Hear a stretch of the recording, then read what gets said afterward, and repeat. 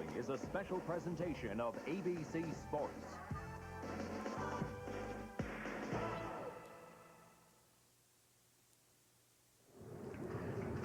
But I asked you here tonight so that we could announce that Coach Pat Dye has tendered his resignation as head football coach, and that his resignation has been accepted.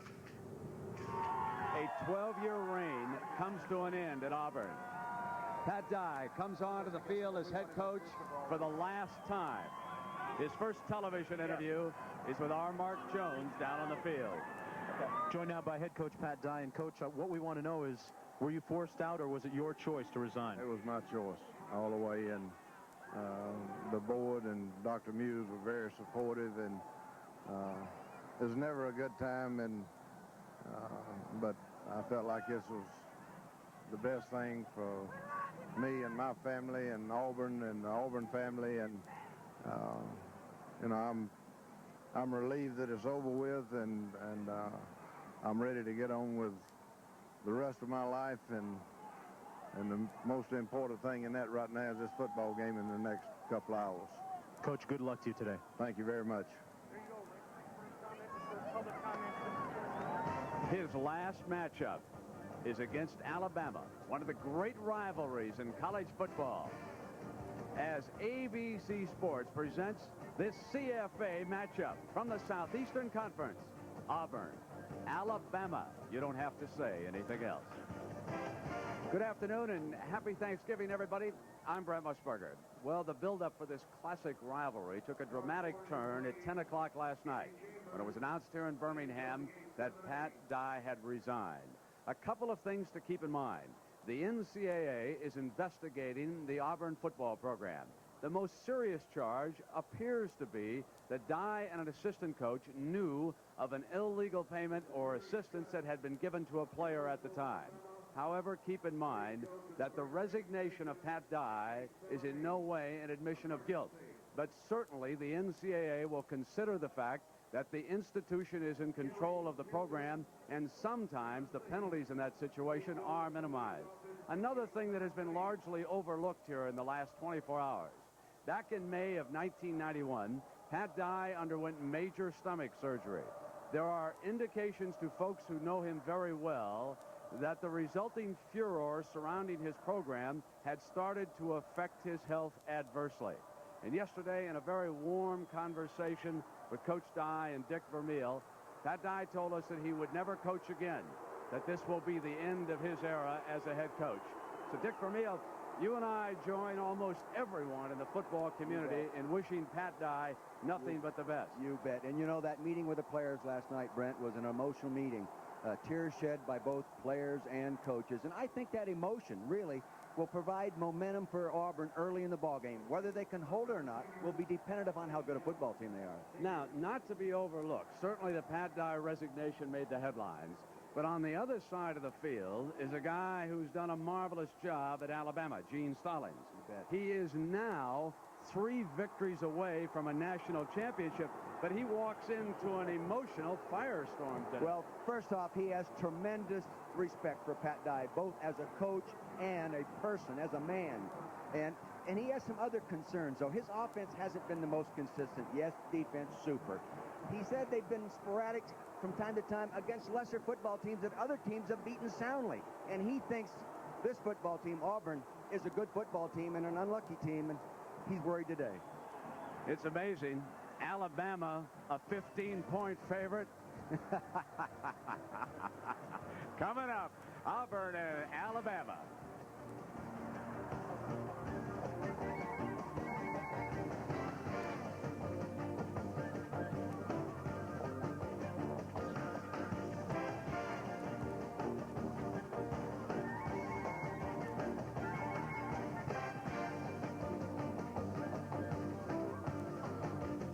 Field, Birmingham, Alabama. 83,000. And Mark Jones, what's been the mood of the Auburn players as they come out of the locker room?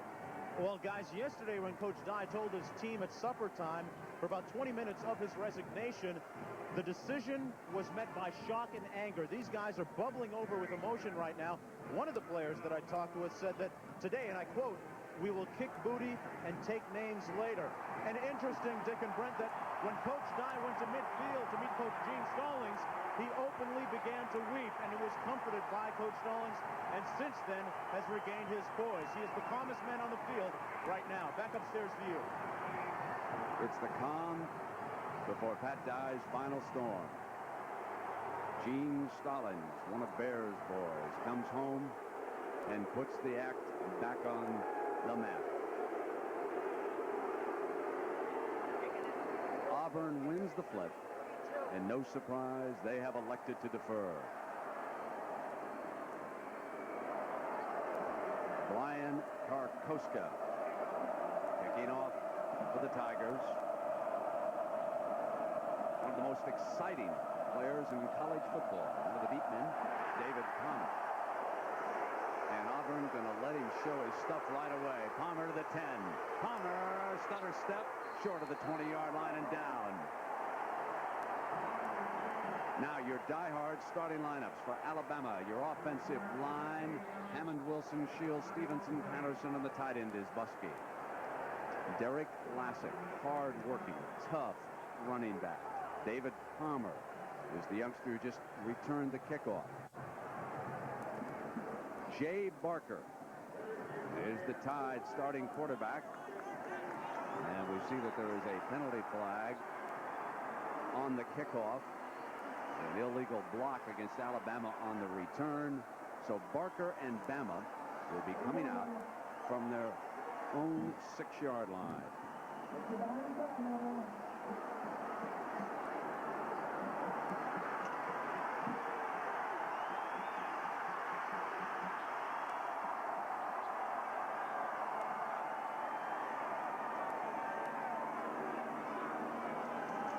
Barker tosses to Lassick.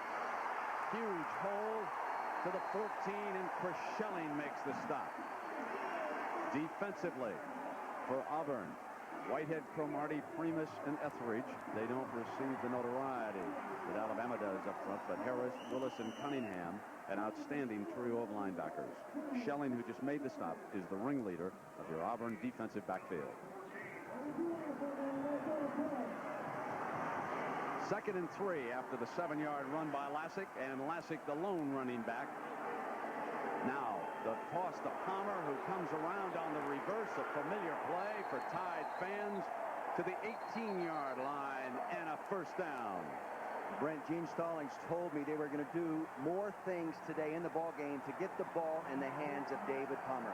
He's already returned to kickoff. Now he's sliding to line up as a wide receiver and come back in motion. Look for him to line up at quarterback, maybe even at tailback, maybe. He is replaced by Curtis Brown on this first down. So the young man, David Palmer, over to the Alabama sideline. A wing formation with Lassick behind Barker. They'll stay on the ground. They've been successful here on their opening series. He's down at the 24, and Etheridge makes the stop again for Auburn. Stallings told me offensively they will run more away from the tight end than they normally do because of the big defensive line and because they play a big defensive end type right in front of the tight end, and physically that's a little bit of a mismatch. So look for them to run inside and then away from their tight end some. Prince Wimbley, isn't that a wonderful name? He's down there to Barker's left, having just checked in. This is Houston, the fullback, smashing straight ahead to the 32-yard line. Alabama on the roll, 1st and 10. Wayne Hall's defense is a flowing defense. You'll see right in the middle of your screen, nose guard 77, Damon Primus, center. They're zone blocking. They get a crease behind that block, gets up into good power, and moves it up for the first down.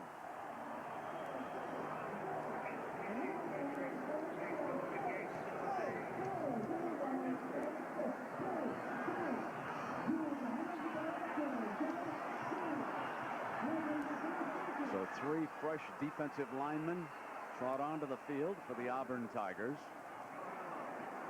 And timeout being called.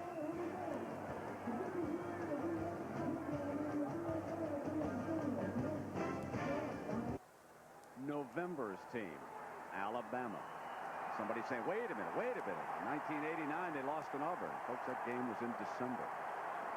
1st and 10 for Bama at their own 32-yard line. This, the initial drive. Barker's first pass of the day. He's going to keep it. A big hole. Barker for a first down.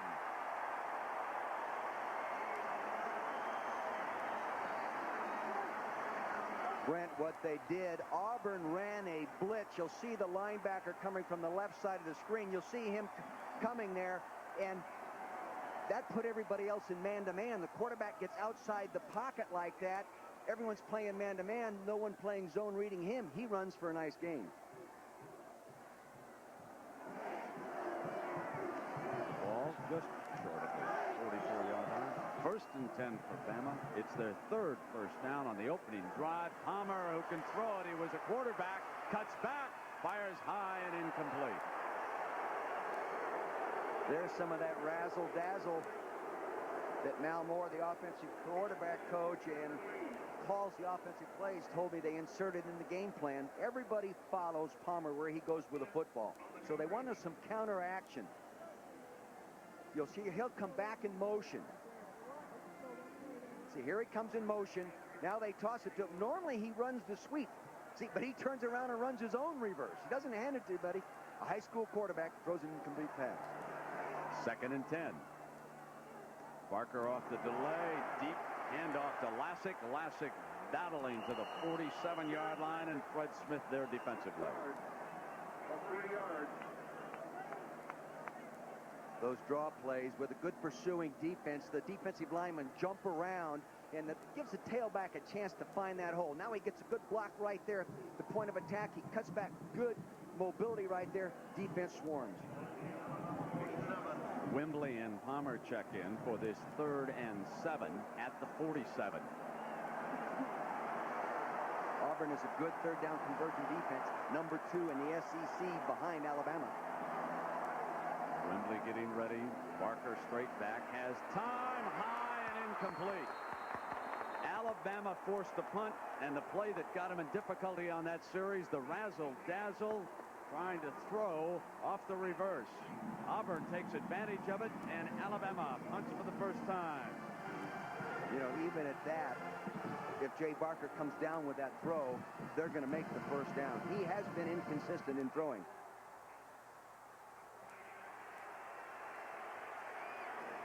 Deal back to punt with Thomas Bailey, the wide receiver. Standing at the Auburn 15, he'll field this at the 16-yard line. Dances and smacked down short of the 20. Good coverage by Alabama.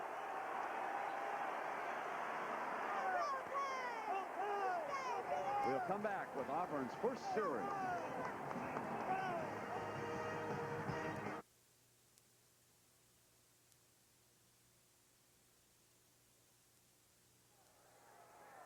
Rights himself, and here's your diehard lineup for Auburn. The tackles, Gandy and Gray, are the ringleaders of that group, and behind them, these are the folks who will try to get it done for Pat Dye in his last game as head coach. James Bostic, tough running back, and the quarterback is Stan White. Now he leads the Southeastern Conference in interceptions with 14.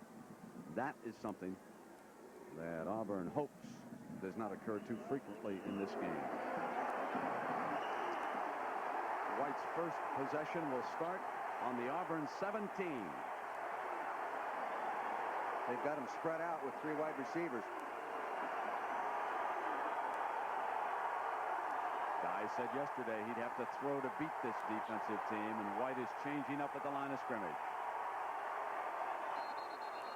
There seemed to be movement on the left side of the offensive line.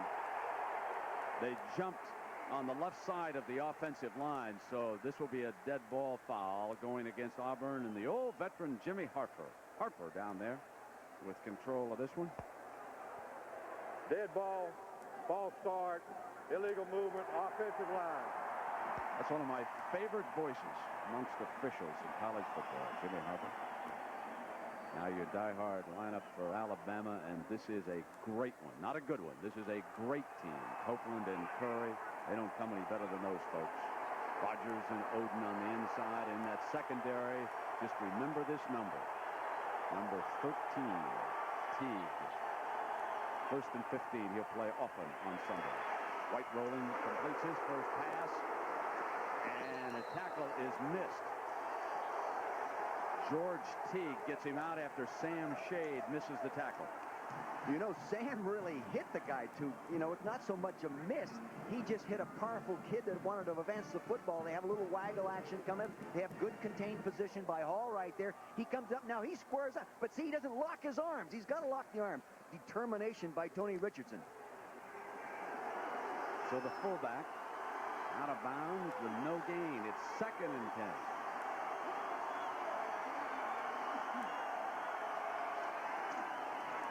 Off the fake. Incomplete, and that was a diving Thomas Bailey. Obviously, there was a gain on that previous play. There was a penalty that I had overlooked. So let's get that straight on that 5-yard gain back to the original line of scrimmage. And this will be now 3rd down. And this gives you an idea of what Auburn faces today. Giving up less than 10 points a game, only 187 yards, 61 yards rushing. They also lead in pass defense. A remarkable defensive performance overall by the Crimson Tide. Let's see what they come up with here on 3rd and 10.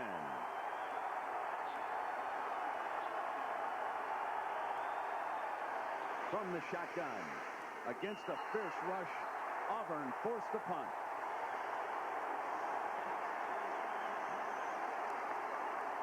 Nothing like having a good pass rush. And they can rush the passer without substituting people. They don't need special guys to do it. They just turn Copeland and they turn Curry loose to get the weight on the hand, and off they come. Terry Daniel. And back deep, the ever-dangerous Mr. Palmer. Daniel once a walk-on punter at Alabama before moving to Auburn. His first punt of the game, and it's a beauty. It's a little bit low, though, Brett. He's outkicked the coverage. Palmer jitterbugs, and he's down at the 30-yard line.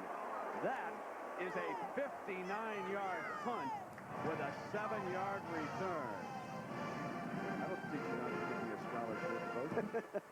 You know, he came in here the number 3 punter in the SEC, but he's number 2 in net.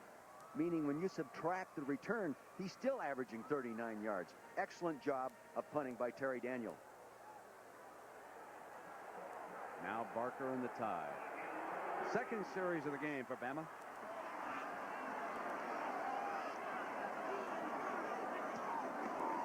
Here's the toss. Lassick cut off and swarmed at the 26-yard line. James Willis, number 51, a quality linebacker right there. You notice again that they ran away from their tight end. You see this big defensive lineman over here on a tight end. They don't like that matchup. They want to run away or up inside. They run back to the short side to the right of your screen. See, good pursuit right there. Good penetration by 47. Cunningham is in there. Then comes Willis. Curtis Brown brings the play in from the Alabama sideline. Lassick tossed to the left, cuts back, and finally explodes to the 41-yard line, and a Bama first down. A wonderful run by Derek Lassick.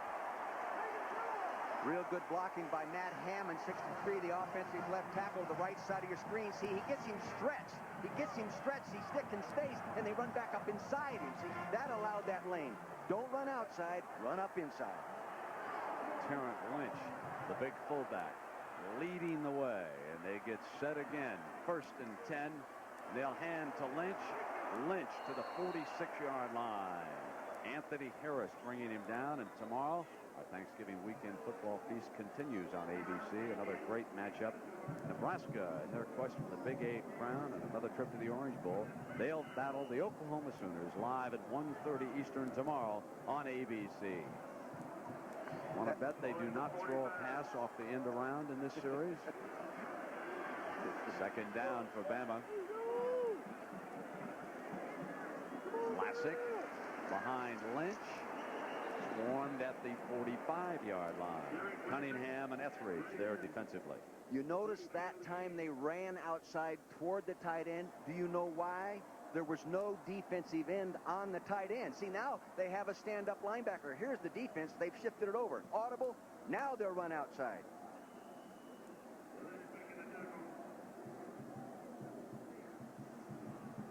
Clear. This is 3rd and almost 6. I think the stats crew is calling it 5, but this is a long 5. Palmer steps in motion, and Barker off the blitz with that inside pitch to Lassick, and Lassick is not going to get the first down. Good defense by Auburn. Fred Smith right there, and again Alabama forced a punt. Well, you can see why Gene Stallings and his offensive coaches had a lot of respect for this defensive football team. Pat Dye told us yesterday they were going to come after Alabama. They're going to come after with the blitzes, and they're going to hit the quarterback some. Deal's second punt. Bailey waiting to return. At the 20-yard line, straight up the middle. Good decision there by Bailey on that return to come right straight ahead as Mario Morris brings him down for Alabama, and now it will be Stan White and Auburn going back to work.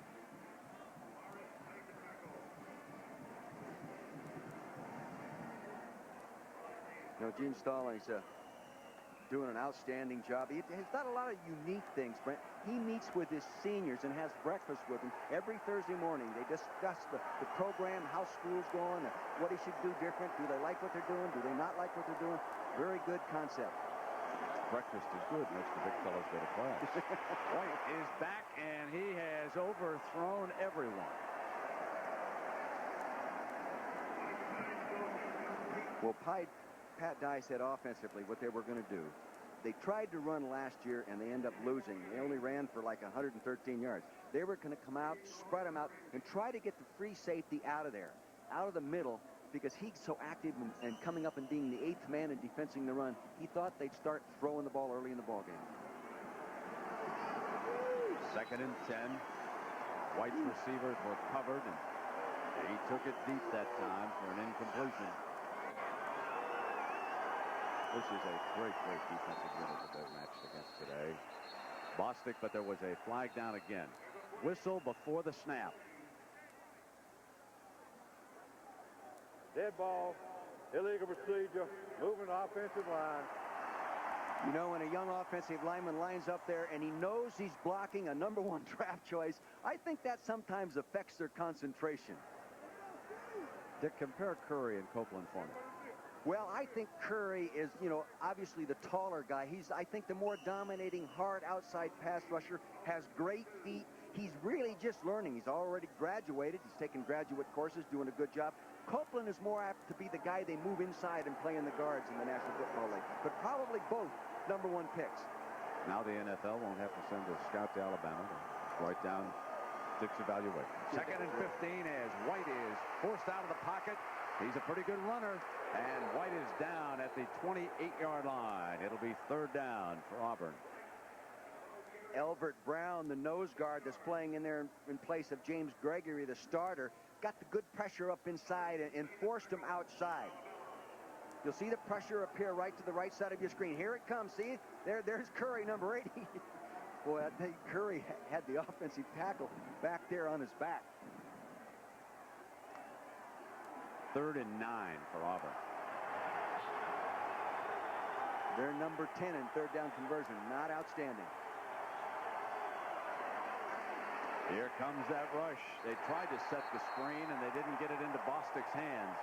That's a superb play to use against that Alabama defense. I would guess that in next week's SEC championship game that the Florida Gators will have some screen passes ready. Stallings came with a blitz this time. He brings the linebackers up inside, sees them, puts pressure, gets the attraction of the quarterback. Quarterback sees them come, doesn't throw the accurate pass, plus he throws it too hard. Screen passes have to be laid off softly. Daniel, his 2nd punt.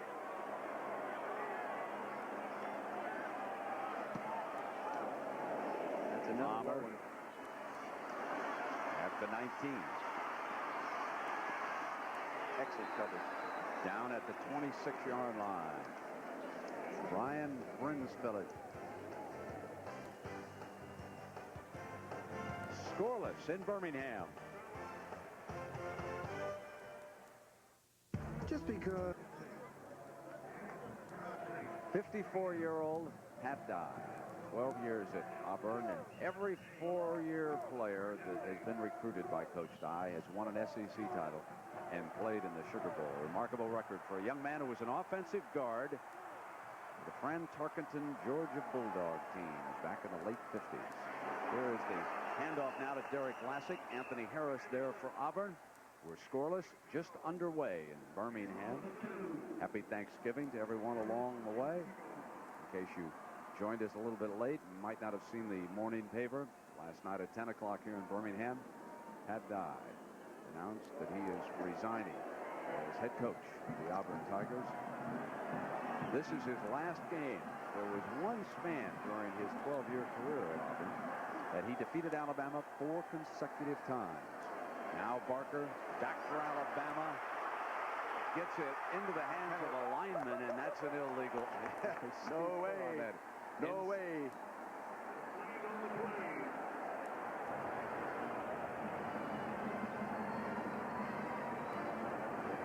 Have illegal touching.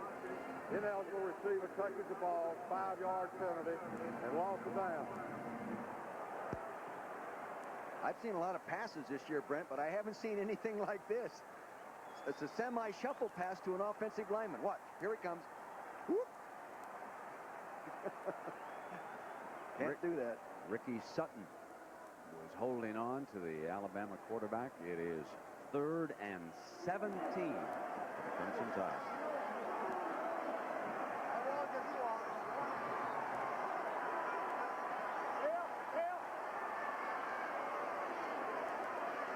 Penalty flag.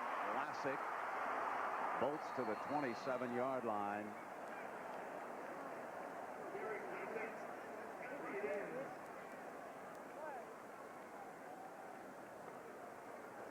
We have a dead ball foul, illegal procedure, offensive team, 6 men on the line of scrimmage.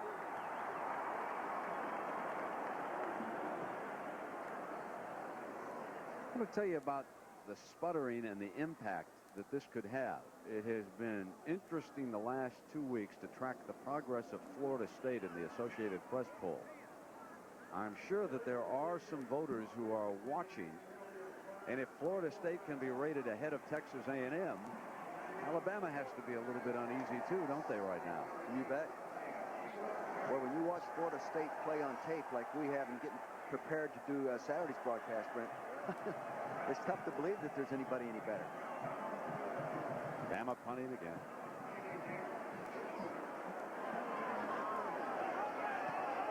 Oh, nice run.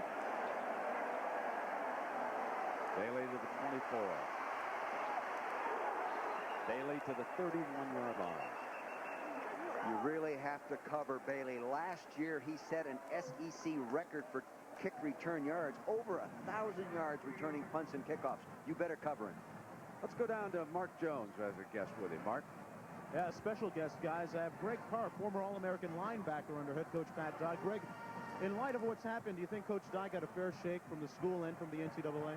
Well, I'm not so sure that he got a fair shake. I think Coach Dye is doing what's best for Coach Dye right now. I think he's doing what's best for his health, and I think he's making the right decision. Sorry to see him go. Yeah, I am. Greg Carr's in med school, guys. People succeed under head coach Pat Dye.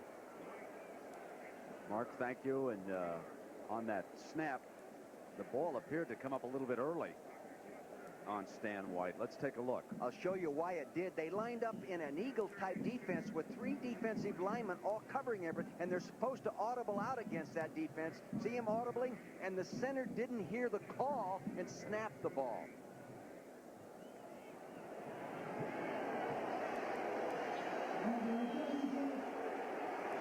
Second down and 10. The run balance. The pitch to Bostic. And he is cut off after a 2-yard gain by Jeremy Nunley. Excellent defensive play that time. That's the offensive formation that Coach Dye was telling us about, Brent, where they go unbalanced by bringing a tackle over and taking the tight end and putting over in the tackle side and bringing the split end over and forming a slot. Do you have that? You got it all? I think so. All right. All I know is it's tough to gain an inch on these guys. That's the only thing I know. You better. Look at that. They've been giving up 65 inches per rush. How do you like that, ladies and gentlemen?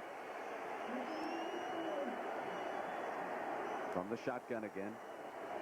White drops it into Bostic's hands. Bostic to the 46-yard line and an Auburn first down. Antonio Langham there defensively. They blew that coverage. They really blew that coverage. They turned the back there at the lined up wide position, turned him loose. You would never cover a back that's loose in that third down situation. See him here just laying it out there. You'll see no defender around him. See, no one's around him. Now they're going to rally. Good thing they have speed. Two tight ends. It's Bostic to the short side of the field. And that's why it's tough to work against that defense. Victor Lockett leads the defensive charge that time. Boy, do they get to the point of attack quickly. It's so much different. You know, we prepare for these games. You look at them on tape and you study the coaches' tapes and that. But when you see them in person, it's really different. Boy, do they move.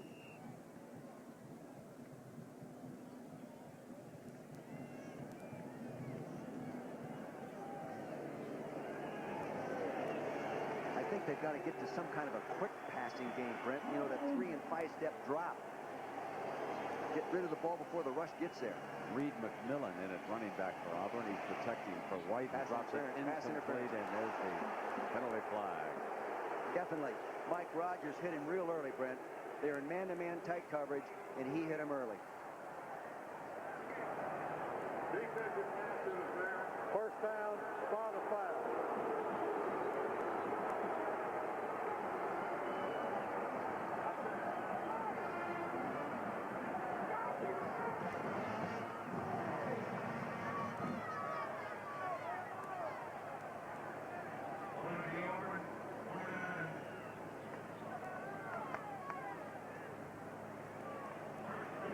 The Auburn 49-yard line. We're scoreless. Auburn and Alabama. 1st and 10 for the Tigers.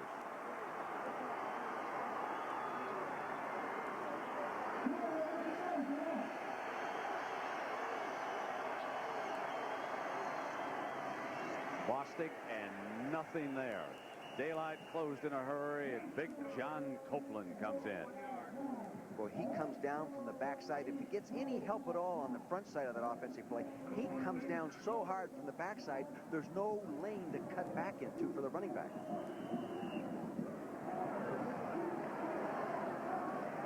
They're coming in with more wide receivers right now. And as the result, Alabama substitutes 4 defensive players. Johnson checks in as an extra defensive back. McMillan, the blocker, off to White's left. Now White running again. Slides down to midfield. It'll be 3rd and long. Sam Shade covering him up.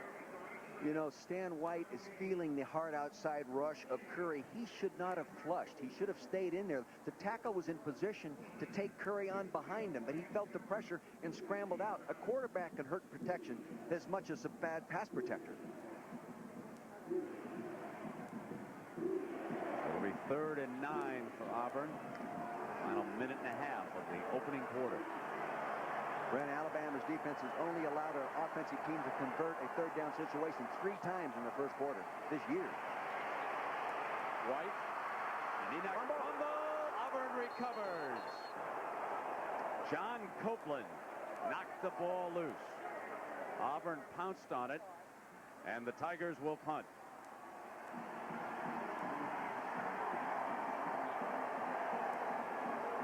Big Curry, All-American, finalist for the Lombardi Award, top of your screen, working on number 74, Wayne Gandy. See, he gets him on around. That pushed him up inside. That was a good job of pass protection, ladies and gentlemen.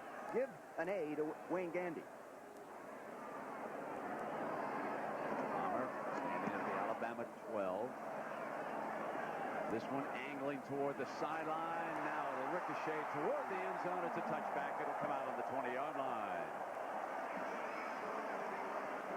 Well, tonight, spend the rest of Thanksgiving with ABC, starting with Delta Burke in Delta.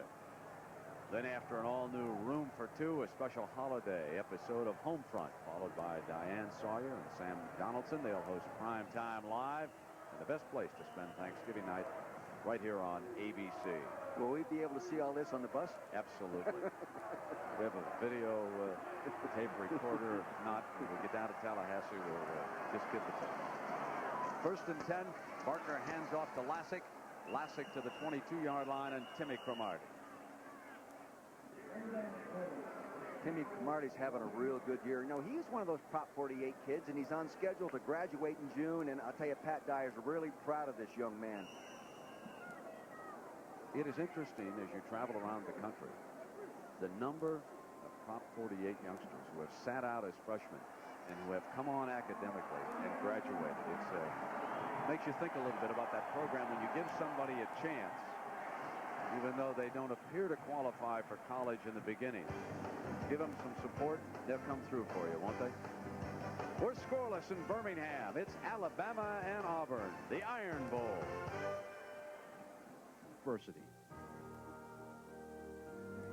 Whenever I come back to the campus, I'm flooded with memories of my college days. I'm also reminded of the solid education I received here, which helped me and 5 other Auburn alumni astronauts to prepare for our careers. It's clear to me that an Auburn education works to make things better, and it worked for me.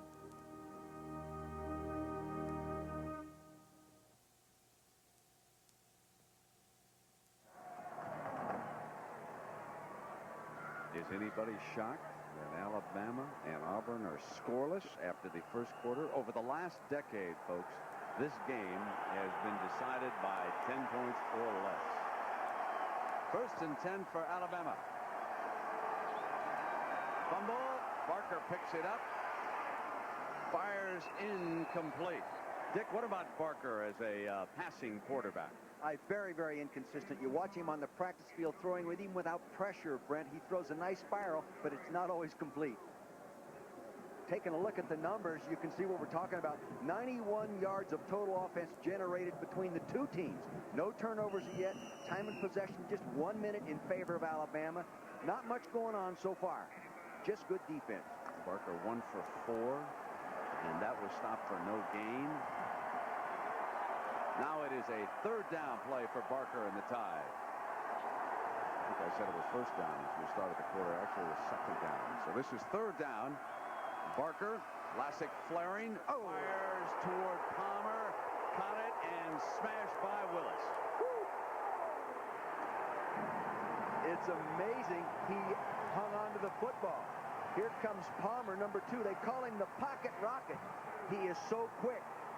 He couldn't outquick James Willis. He didn't have a chance. Watch this. Good concentration on the ball. Now he really gets it. Nice hit by James Willis. Deal. Busy man for Alabama. Punting again. Lousy punt.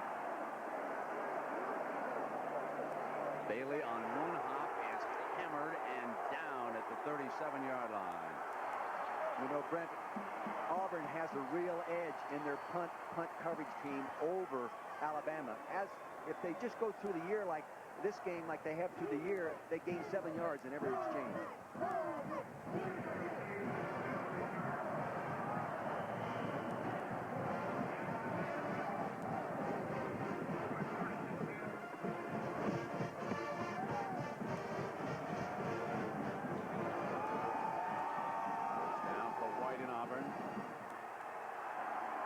That unbalanced line.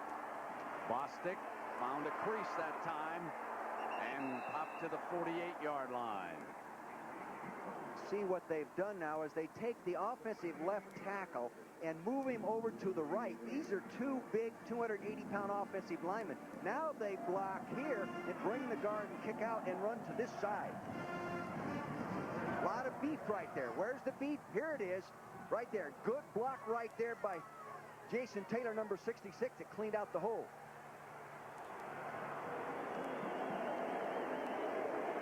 Same formation to the left, Brent.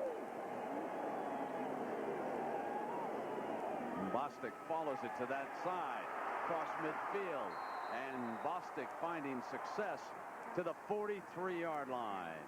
I think Gene Stallings will start moving his defense over toward that two-tackle formation on the one side of the ball, Brent. They're being out-physicaled over there. Alabama fans are well aware that Mississippi State moved the ball, especially in the third quarter over in Starkville. There were a couple of excellent catches against them by the Mississippi State athletes. But those youngsters opened some holes in this vaunted defense. Now White off a fake and doesn't buy enough time as Elvis Brown closes in with Copeland. Elvis Brown is your nose guard right here. Copeland's your defensive left tackle. Good pressure. They can't run actions that take any kind of time against these people. They get there too quickly. Plus, they can cover well downfield. Alabama without noseman James Gregory. He was injured in the Mississippi State game, and you can see now that Brown, who replaced him today, is also taking a breather.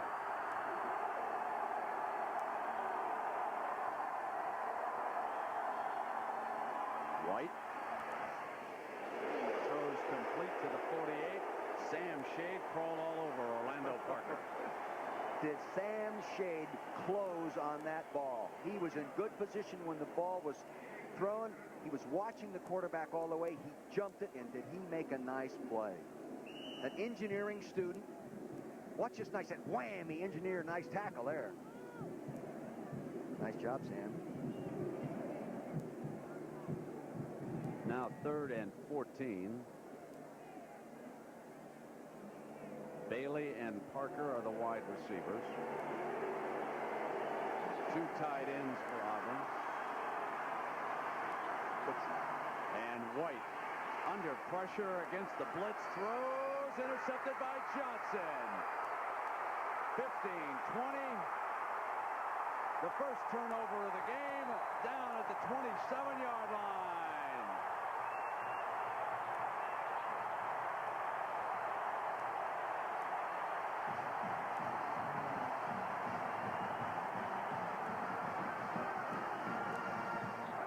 One reason they went to the 2 tight ends is so there's a tight end in position to help block. It didn't help much. As you can see, the quarterback is still getting lunch. See, he's still getting pressure on him. You'll see the tight end to the left side of the screen. He was blocking, but they still didn't get enough time.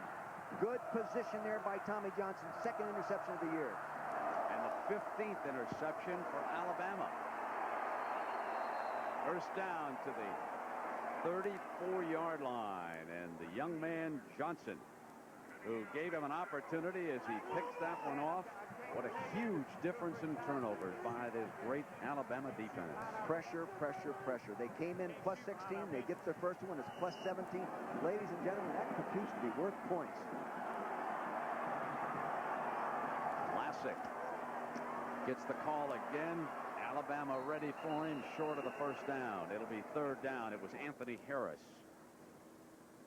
Nice defensive play by Anthony Harris coming down from that backside. He eliminated the cutback.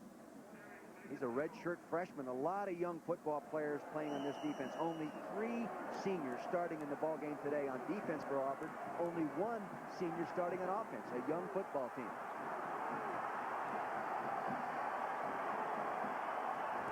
Wembley and Lee are the wide receivers. This is 3rd and 1. Confusion with the formation.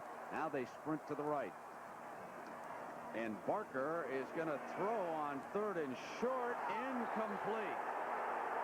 Alabama complaining that there was interference. No flag down as Clarence Morton was there defensively. Dick, are you surprised by that call? No, I'm not, Brent. I knew what they were doing by game plan. They wanted to sprint out and get outside the rush.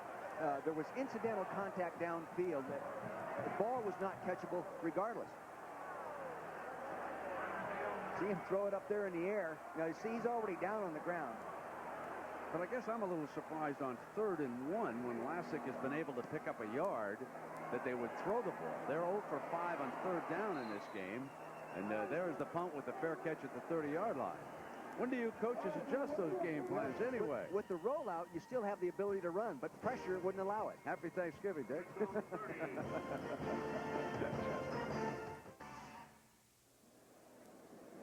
Alonzo Etheridge sprained right ankle, and they're not sure whether or not he'll be able to return for Auburn. Right now, the Tigers have a 1st and 10 coming out from their own 30-yard line. 9:53 to go in the first half. We are scoreless in Birmingham. White changing up at the line, using the double tight end formation against this fierce rush. Just absolutely no time for McMillan. Michael Rogers crawled all over him. The defensive rush, run or pass, is getting back into either the quarterback space or the ball carrier's running lanes. It's just getting great penetration. See, they're setting short to run like a draw play up in there, and wham, here they come. Rogers flashing through on a good linebacker blitz. 3-yard loss leaves Auburn in 2nd and 13. Almost every play against Alabama, someone penetrates. They're fouled up personnel-wise offensively. White's going to throw it. Deflected, incomplete. It was Big Copeland who got a paw. Copeland is 6'3", but when he gets those long arms up there, he can bat that pass down. Here's Big Copeland. Now, the quarterback gets back. He has good depth. Now, watch him jump right there. See, right at the perfect timing. Thomas Bailey brings the play in from Pat Dye's sideline. Parker, the other wide receiver. White will operate from the shotgun. And here comes the rush. Curry takes him down at the 12-yard line.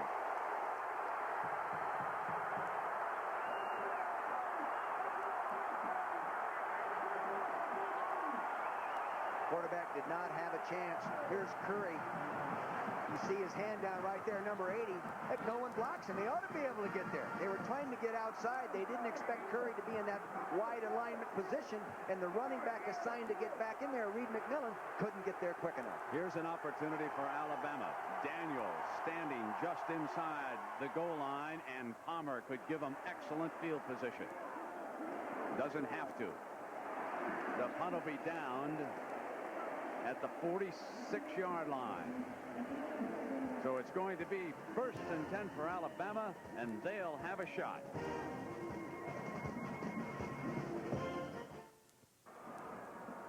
The end of an era at Auburn. Pat Dye's last game as head coach. For Alabama, one of the greatest defenses in its history. Eric Curry, number 80, quickly off the blocks as he again takes another huge step up that sack list. And there are some impressive names there like Derek Thomas, E.J. Jr., Mike Pitts, and Cornelius Bennett. Dick Vermeil and Mark Jones. I'm Brett Musburger. Happy Thanksgiving, everybody. Gene Stallings will have a warm story about his son coming up for you at halftime. Here his team involved in a scoreless tie with Pat Dye's team. Lassick is cut off by the Auburn defense. An unwise decision on the young man's part. Takes a huge loss out of bounds at the 40-yard line. Cunningham in hot pursuit. That is a 16-yard loss. What they were going to try to do is pretend like they're tossing the ball to go outside. They're not going outside. You'll notice he's going up inside right now. Great defense at the point of attack right there by Camrarty. Now Mills is chasing him. He's running his own reverse and way too deep. He's a lonely fellow there, Coach. 2nd and 26 for Parker in Alabama. Parker with time. Intercepted by Anthony Harris.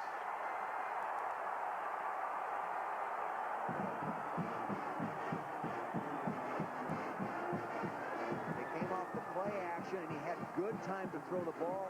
Too many white jerseys in there trying to throw the ball into a crowd. You see the action. Held the linebackers, the tight end. Buskey is sitting in the hole. He throws it in behind there, and look, 1, 2, 3 jerseys.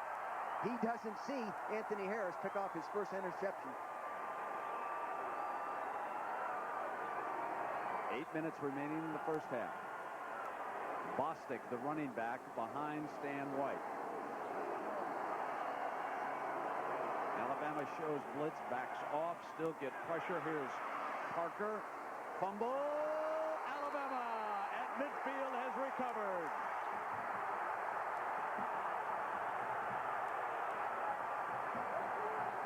So Shade pounces on the fumble.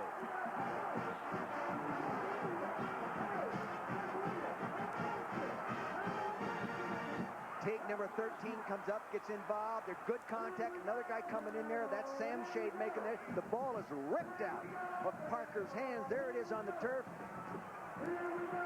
Going the other way, Chris Donlin. The ball at midfield. Turnovers on the last 2 plays here. Coming after him. Hit on the release, and Palmer makes a diving reception at the 26.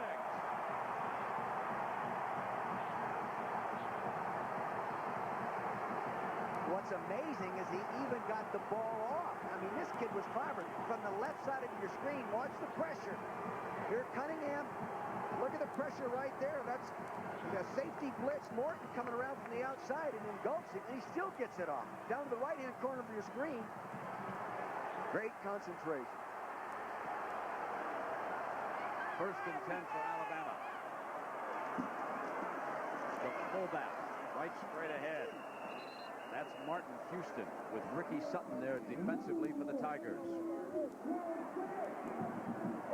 Let me check that sideline one more time. Palmer was working it closely on the dive. Remember, in college football, only 1 foot in bounds. Clearly, he was down, no question, on that far sideline. A 2-yard gain for Houston.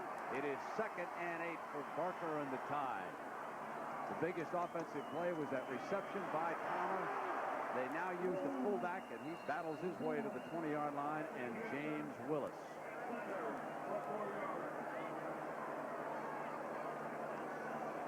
Well, Saturday, get ready for the high-stakes excitement of golf's most entertaining event. From the Bighorn Golf Club in Palm Desert, California, Masters champion Freddie Couples, the U.S. Open winner Tom Kite, the Shark, Greg Norman, and defending champion Payne Stewart shoot it out in the Skins game Saturday at 3:30 Eastern, 12:30 Pacific, right here on ABC. Alabama threatening with the ball just inside the 20-yard line. This is 3rd and 3. Barker with a penalty flag down. Play was whistled dead, so it'll go against Alabama. Have a dead ball, illegal movement, offensive line.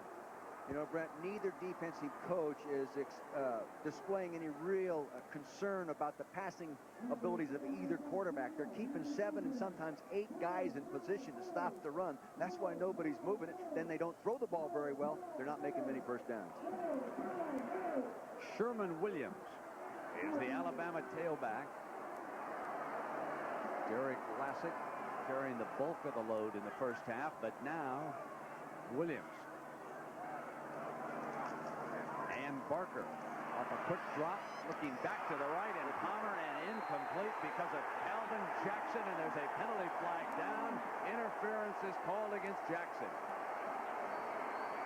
From up here, it didn't look like pass interference. It looked Automatic first down, follow foul. It looked like he got his hand around, his left hand around there, just in rhythm with the ball. You'll see the ball will be thrown to the left side of your screen, lower corner, follow the ball.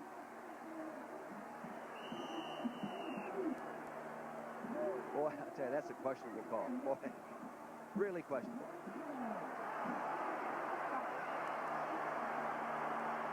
Jackson was all over him, wasn't he? First and 10. Here's the toss. And Williams trying to find daylight. Works his way back to the original line of scrimmage. What great pursuit by Wayne Hall's defense. These guys inside the 20 have been awfully good. They've been down there 48 times this year. They've scored 25 touchdowns, 13 field goals. That's 38 scores. That's a pretty good job. Lassick checks back in, replacing Williams. Huge difference here in the first half.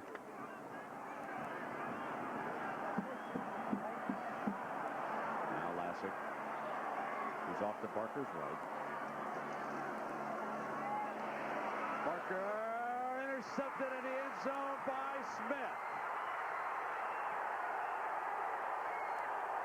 So Alabama turns it over for the second time. We've had 4 turnovers in the first half of this game. See, Brent, they used play action. Barker came back looking to his right. He couldn't see to his left, not understanding that the defensive people to the left were not involved with pass coverage.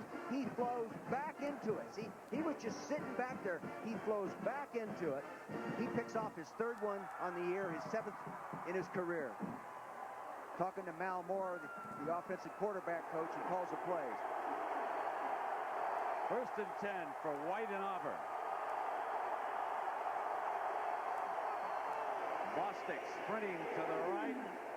Copeland. The ball is down. Alabama claiming a fumble, but the whistle was blown. No fumble on the play. It'll be 2nd down. Neither offensive line can block the front 7 of the defensive unit. And without, without confidence in your passing game, boy, tough to make a 1st down. But I still think they've got to go to that 3-step quick throwing game. Wide receivers are off to White's left. The fullback is very close to White in this formation. Bostic to the 13-yard line. It is hard going for every yard, isn't it? And another reminder that coming up on the Prudential halftime report, we'll have that heartwarming story of Gene Stallings and his son. Also a preview of the Nebraska-Oklahoma matchup with Keith Jackson and Bob Greasy. That's all coming up on the Prudential halftime report. I hope they have better weather in that game than we had last year to win that game, that Nebraska-Oklahoma. Remember that one? Lincoln, Nebraska. Oh, my fingers are still cold. Freezing. I'm still cold. 3rd and 5. White out of the shotgun. London in pursuit. Throws complete to the 32-yard line. Stan White hits Thomas Bailey for a big 1st down on 3rd and 8. Stan did a good job of buying time with his calls. He's in the shotgun, but it's a designed rollout from the shotgun. He's going to get outside the pocket, outside the rush. All they have to do is get the one block. They got it right there. He's out there. They're in a stretched pattern there. Guy deep, guy in the middle. Here's Bailey in the middle. 1st down.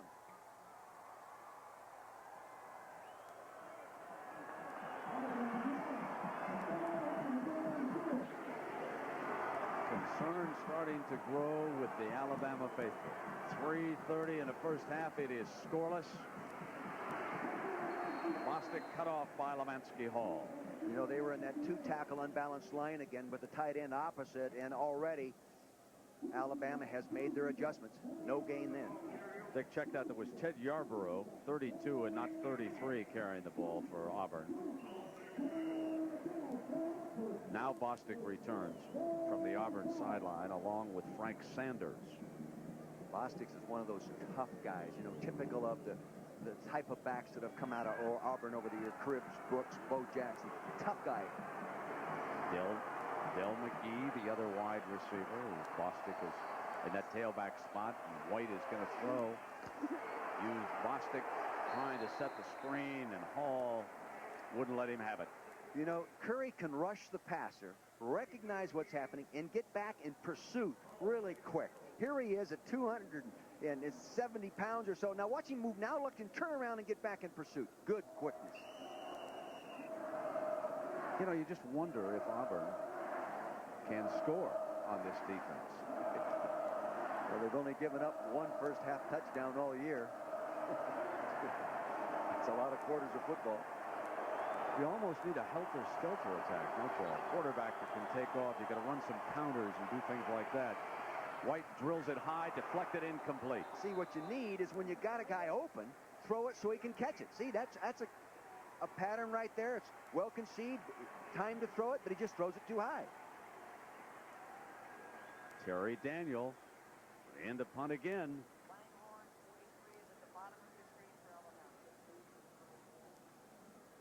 And Palmer laces up that shoe. He didn't get it done. He got shoelace all over the 26-yard line. He may run right out of his right shoe.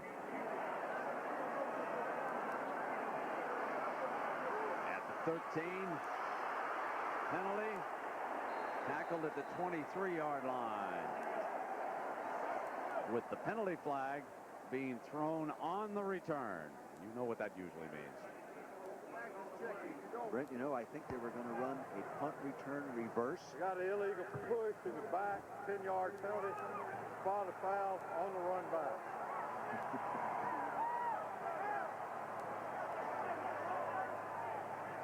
Here, look at, he's got his shoelaces untied right there. He's going to step on them and trip. Look at those. Tie him up there, young man. Look at this. Shoelaces are loose.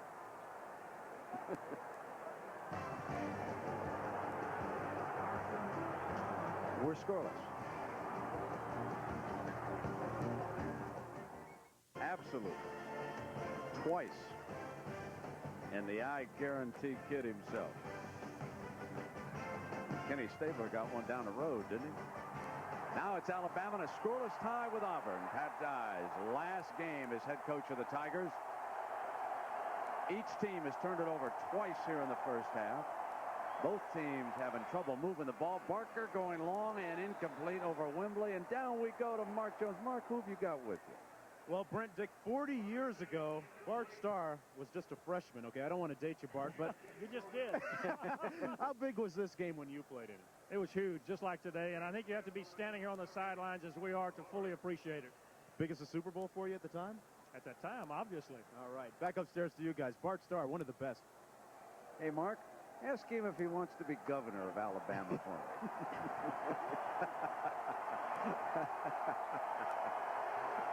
Second down and 10 now.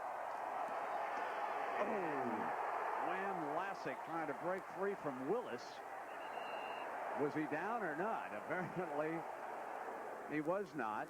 What do you got down there, Mark, on the political future of my friend, Mr. Starr? Well, I don't know. We're quickly moving to a three-party system here. I mean, Ross Perot can do it, so, I mean, Bart Starr says he's not quite ready for that yet. But, I mean, people do change their minds. I see, okay.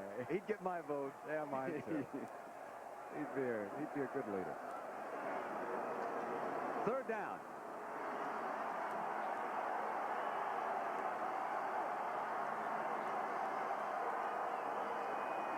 There's the delay.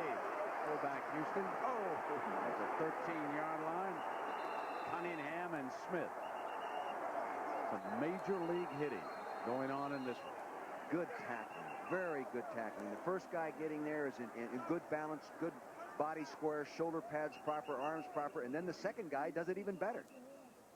Auburn calls a timeout inside of a minute, trying to get it back. Field goal or even a safety appears insurmountable in this baby right now. Give it back and let's see if we can't get a field goal.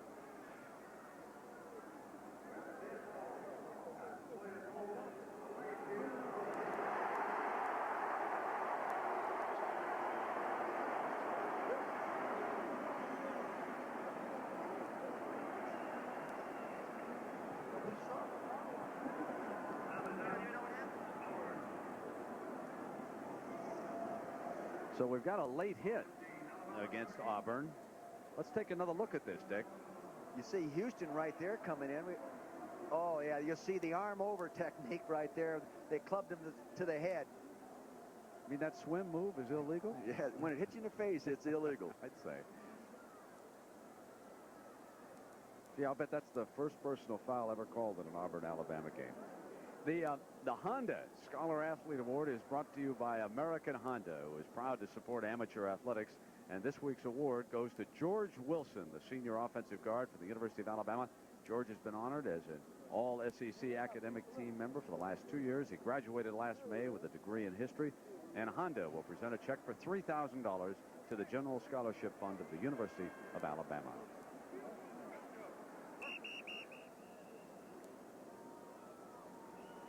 Here are the two coaches now. They're wondering, they're walking up down the sideline. Can anybody find 3 points? Just 3 I'd be satisfied with right now.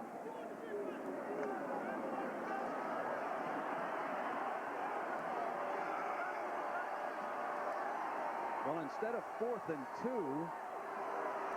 it is a fresh set of downs for Alabama.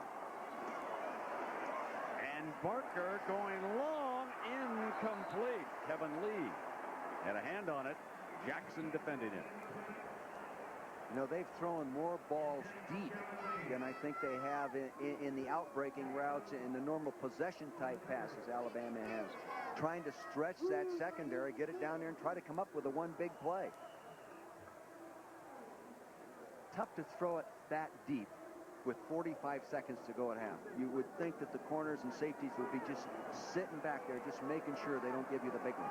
But it's scoreless here today.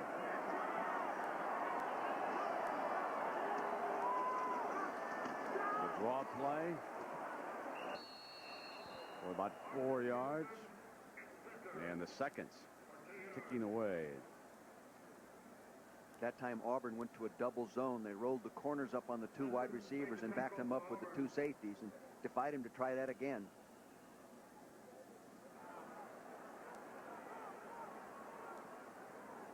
For Schelling, safety. James Willis, who's been a standout linebacker here in the first half. Last play of the first half, and it's a big run for Alabama. Fred Smith stops him defensively, and with 1 second to go, the clock is stopped. See what's happening with Alabama. Their defense is so good, it dictates what they do offensively. See, they're just right now just making sure they don't lose the game with their offense. Now Alabama, thinking they might have a chance to pull something off, calls timeout with 1 second to go.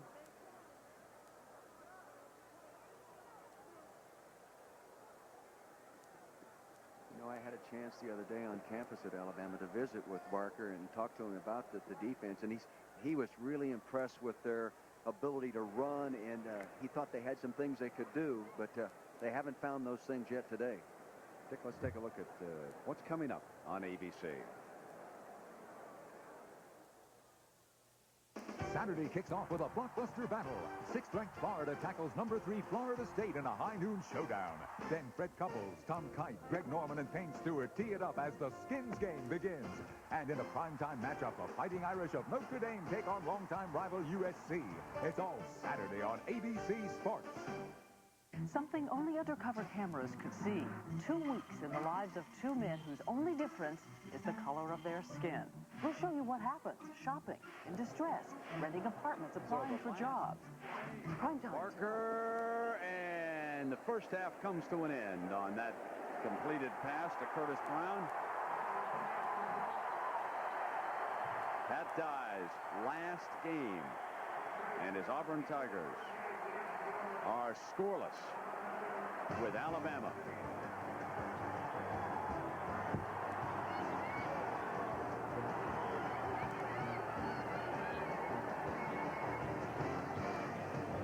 Game, but Bama with a major league fight on its hands right now. Dick Vermeil, what can they do to generate a little offense in this baby in the second half? Well, I still think Alabama ran the ball for 93 yards in the first half. I think they've got to keep running the ball, but in the type of passing, I'd quit throwing those crossing things because they've both been intercepted. I'd throw the ball out in the flats, the quick hitches to the wide receivers, and a little back out of the backfield quickly and let them catch the ball and run in front of the defense rather than throwing those crossing things. Auburn, they haven't gotten anything going yet. They really haven't. And they came to throw the ball, and so far they haven't done that successfully. What about the numbers from the first half? Let's take a look at those.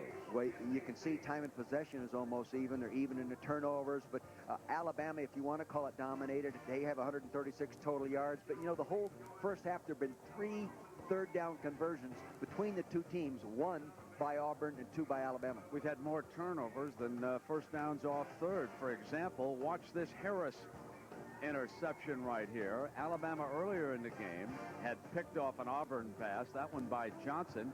So this was Auburn's first turnover of the game. And then on the very next play, Dick, they gave it back. Well, they throw the pass, get it complete out there, a little quick one out there.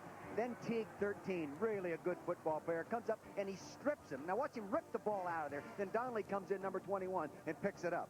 Oh, he was the second guy there.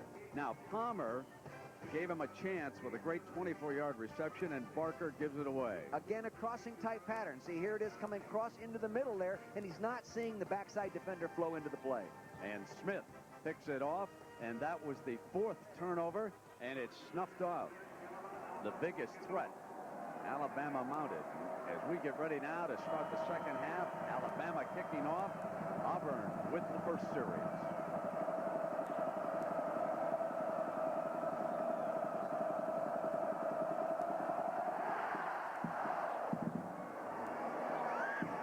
Fielded on the 2-yard line by Alex Smith, and he is driven out of bounds near the 25-yard line, where it will be 1st and 10 for Stan White and the Auburn Tigers.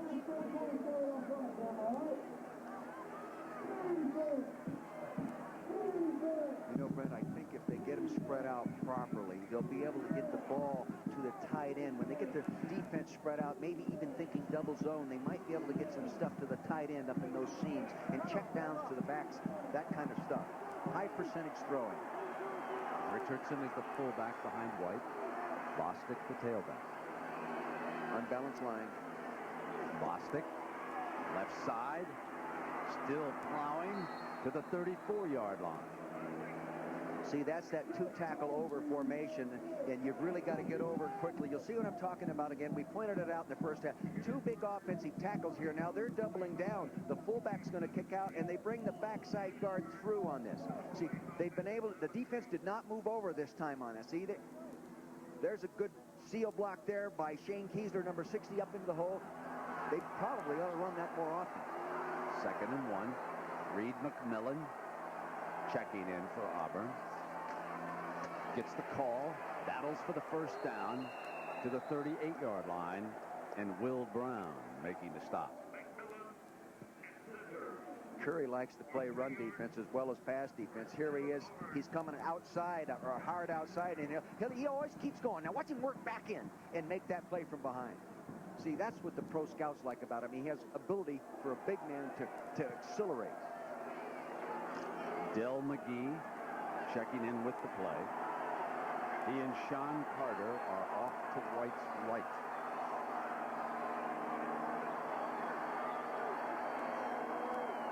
Looks like they're coming after him. Yep, they are. Bostic stepping to the right. Stopped at the 40-yard line, but made 3 yards on the run. Boy, is this defensive team extremely well coached. Bill Oliver, the secondary coach. Ellis Johnson, the outside linebacker coach. Mike DeBosta, defensive line coach. And boy, those people, they're fundamentally sound. And Brent, what makes it better, they're all good football players as well as being fundamentally sound.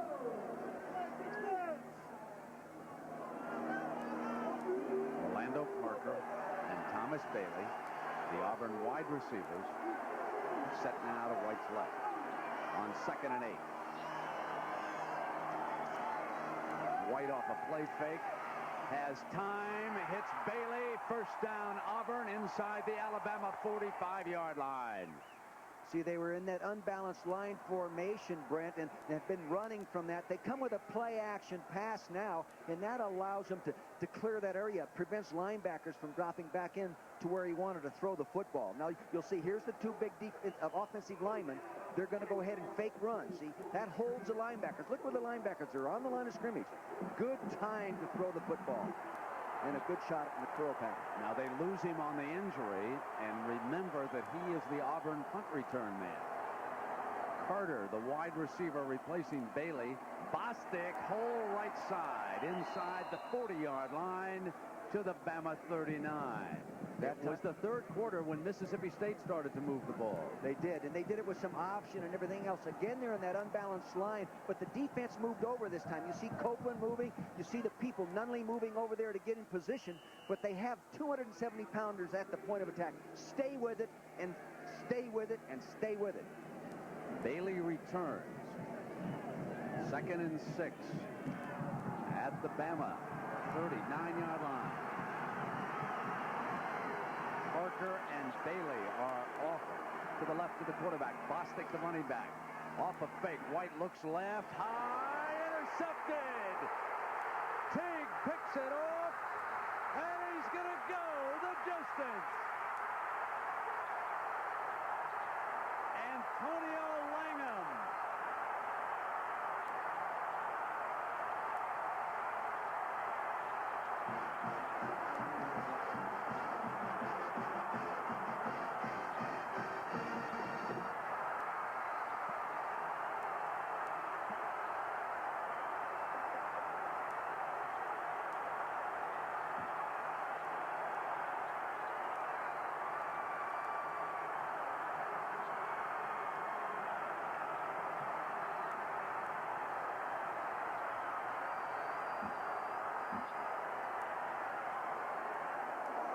Michael Proctor.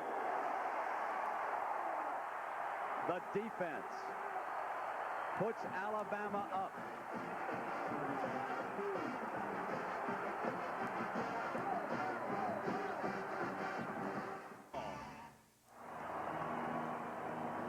Antonio Langham's 60-yard run with an interception, giving Alabama a 7-0 lead. Auburn's third turnover of the game, the 5th total that we have had. You know, Antonio picked one off against Auburn last year. Now, he didn't take it all the way back. He's improving with age.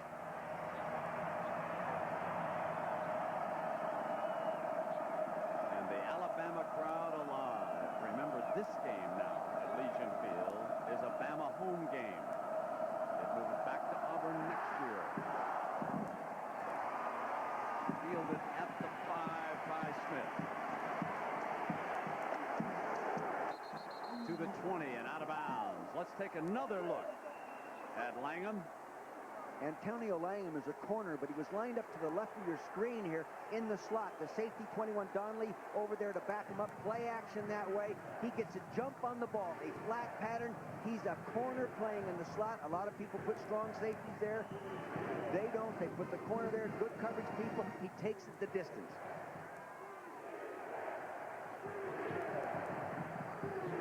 Nothing. Alabama with the lead.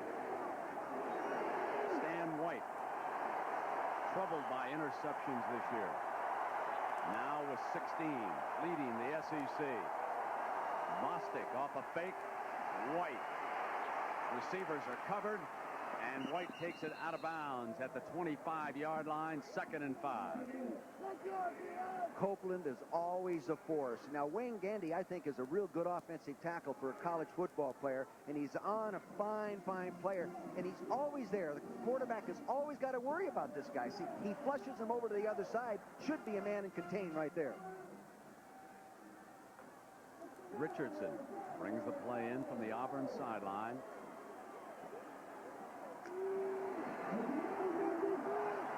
Big offensive tackle, gets ready to go to war again against Curry. And Copeland on the other side. Bostic, 4 yards. This will be 3rd and short. Curry there defensively. Brent, you said 4 yards. When you're an offensive team like Auburn, you've got to be satisfied with 4 yards and stay with the play, stay with the series that's getting you those 4 yards. Make them stop it. Just stay with it. You don't have much else going for you. Andy Fuller, additional tight end, brings the play to the huddle.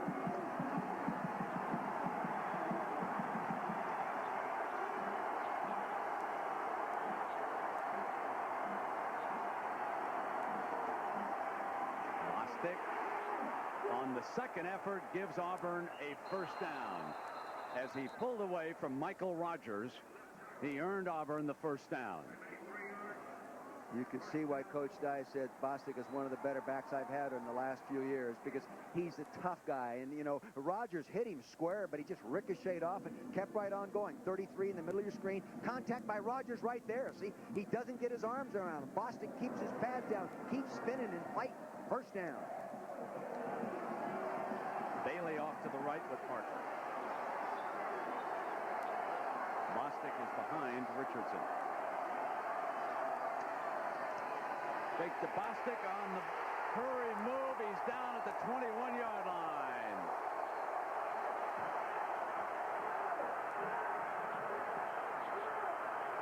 One of the problems with that tackle formation, with the 2 tackles here, you only have 1 big lineman here and a tight end. So you can't get any help over here. See, you've got an offensive guard now trying to block Curry. See? No match. Take another look. Brent, I'm glad I'm up here and don't have to block that big guy. I know you'd want to take him on, but not me. How about that fellow on the other side that lose him in? Had a chance to visit with Curry last night. You know what he's most proud of? Getting his degree. He has his college degree. Yeah, that's a wonderful story. Timeout being called. White uses one of his 3 here in the second half. Langham's interception gives Bama the lift it was looking for. Well, in Curry, Gene Stallings has one of the finest defensive ends in the country. But there's something else that the coach is extremely proud of, and so is the youngster. Well, he's a great player, and the thing that I guess that I'm really pleased about Eric Curry is here's a Prop 48 student that graduated on time. You know how important that is? He came here, and they didn't even really want to let him in college, and yet he graduated in 4 years. Man. Now, put aside the fact that he's a great player. So many of those top 48 youngsters all around the country given a chance, and they have come through. White zips a completion to the 25-yard line. You know, one of the things you have to think about education in this country, it's given somebody a chance, not always the third and fourth generation youngsters whose parents have all been to school, but how about these kids who've never had a relative that go off to college? I think it's worth giving them a chance, something we can all think about on this Thanksgiving. You know, Brent, and if they don't graduate, let's say they're here 4 years and they don't quite make their degree, they've still been exposed to some great people in the classroom, some great people on the field, the coaching, the camaraderie, the teamship, the discipline, all positives. Now the big third down and 17 for White. Incomplete. Very well defended again by that secondary. He caught that ball. They're going to give it to him on that sideline. Frank Sanders. Really tight coverage. Good coverage all the way to the left-hand corner of your screen. Good pocket. They gave him time to throw the football. He's coming back for it nicely. Yes, he has it. Yeah, no question. He had that 1 foot down. I thought both of them were out. Wonderful catch by Sanders. Came on a 3rd and 17 for White. Just so used to seeing that Alabama secondary come up with another incompletion. Now Palmer. He's going to fair catch it at the 11-yard line. There's a penalty flag down. You know, there's a time in a ball game that the coach tells the punt returner to go ahead and fair catch. Don't attempt to return it or anything like that. We've got the lead. Hey, they're not moving the football. Let's not take any chances.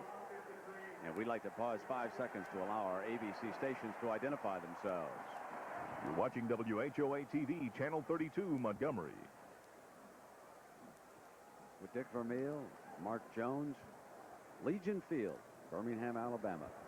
Next Saturday, the site of the first Southeastern Conference playoff game. That man will not be here. This is his last day as the head coach at Auburn. Pat Dye announcing his resignation last night. His team trailing Alabama. Bama with a chance to win a national championship. Getting a scare from Auburn here today. After the penalty, Palmer fields this one on the 40. And he is hit immediately and down. So next Saturday on ABC, a trip to the USF&G Sugar Bowl, the SEC crown and dreams of the national championship on the line. Alabama battles Florida in the SEC championship, and that game will be presented by Dr. Pepper, and action begins at 3:30 Eastern next Saturday right here on ABC. So if Alabama wins a national championship, they will have earned it. They've got to play Auburn, Florida, then it would probably be Miami, depending on the polls in the Sugar Bowl. Ricky Sutton there defensively. But again, what could jump up there is how impressive Florida State winds up being on Saturday and how many second-place votes might show up. We're going to have to wait and see what the voters decide. Alabama certainly has been the most successful team in the Southeastern Conference.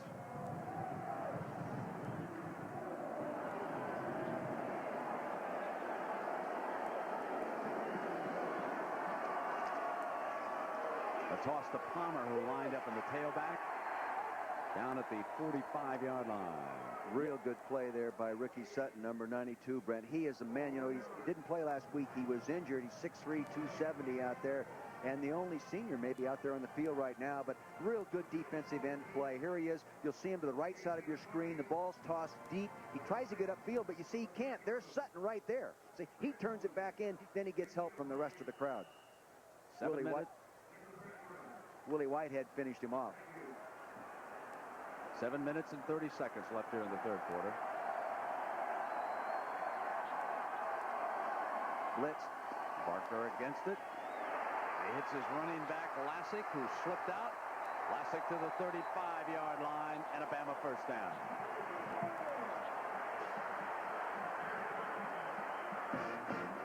This is the best pattern you can throw against a blitz, the slant pattern. Gets back quickly, sets up. You don't need much time, about 2 seconds to throw it. The slant comes from the outside, the left side of your screen. It's one-on-one coverage because they were blitzing. No safety to help them out. First down.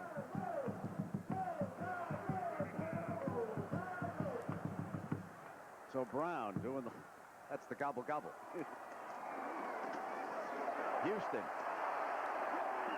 to the 29-yard line.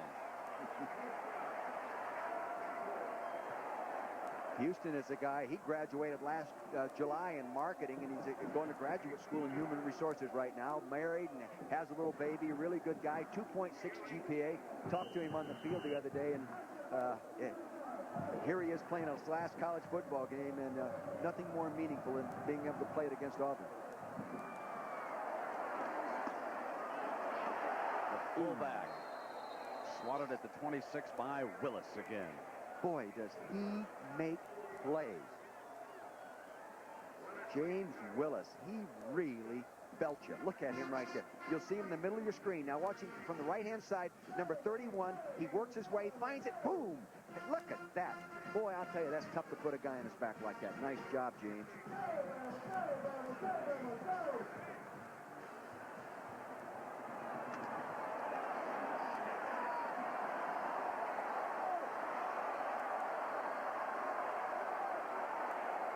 They're coming with a blitz.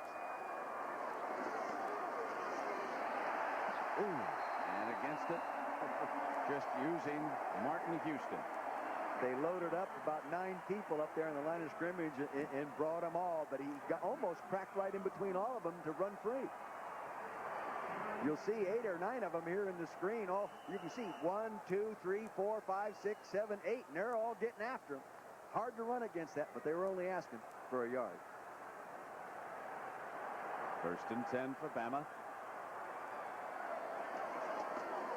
This is the toss to Lassick. Down at the 20-yard line, a gain of a little over a yard. Schelling on the hit. You know, Coach Pat Dye talked about his defensive coordinator, Wayne Hall. He said he's done just an outstanding job of coordinating and teaching and coaching defense this year. And you can see they are the number 4 team. I think they're, number 5 team in the country on total defense, but they're overshadowed by the number 1 team in the country, Alabama.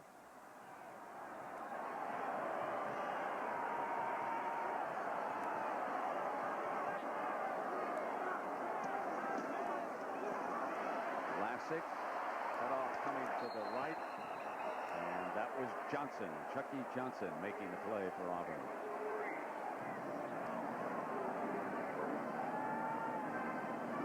At the conclusion of the game, we'll select a Chevrolet Most Valuable Player from each team. And for the 22nd year through the Chevrolet Scholarship Program, $1,000 will be donated to the General Scholarship Fund of each school.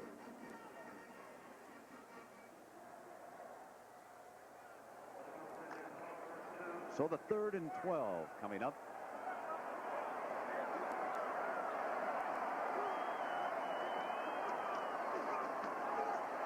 Barker under pressure. Down at the 30-yard line. Jason Merchant. He did the right thing in not throwing the interception again, Brent, but what he should have done really is just throw it away and prevent the sack. See, now he really lengthened that field goal, and he added about a 12% difficulty in trying to make this field goal from where it was originally lined up. See, again, though, he didn't throw the interception. So Michael Proctor with the 47-yard field goal attempt.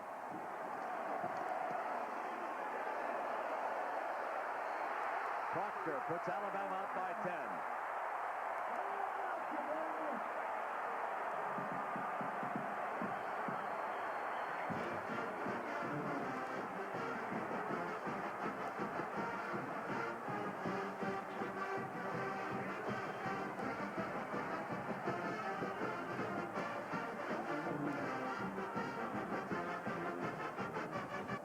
from Palm Desert, California.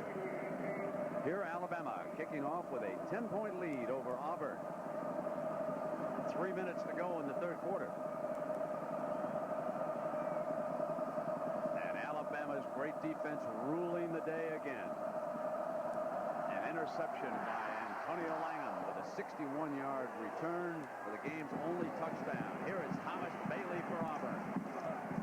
Out of bounds at the 22-yard line. Dick, any thoughts about how to attack this great Bama defense? Oh, gee. Jeff, I know one. I'll tell you, of course, if you had time to prepare for him, I still think the way to attack him is with the real quick passing game and the draw game. Yeah, draw up underneath Curry, draw up underneath Copeland, try to make the linebackers make the play. Now, they can probably make them, but the quick passing game and the draws, I think the best thing they'd have going for them.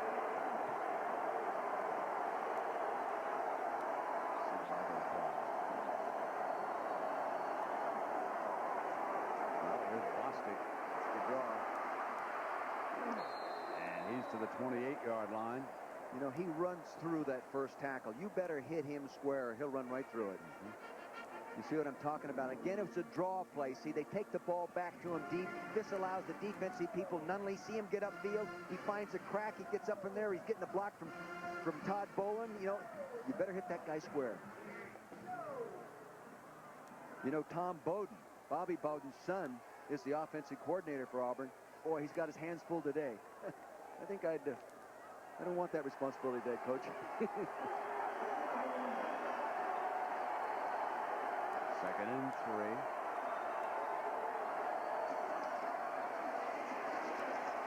No first down. 4 red shirts. Swarm led by Derek Oden. They all make plays. They all make plays. Look at this. Sack yards lost, 19 fumbles recovered, interception. Defense is a pretty good offensive team, aren't they? They have been today. They've scored Alabama's only touchdown. You know, the front people, all front 7 run defenders, the basic guys up there, they keep their pads down so well. They've been extremely well coached, and they keep those pads down, and you just can't get under them. It was second and short. Now it's 3rd and 2 for Auburn. Bostic, short of the first down. Shannon Brown.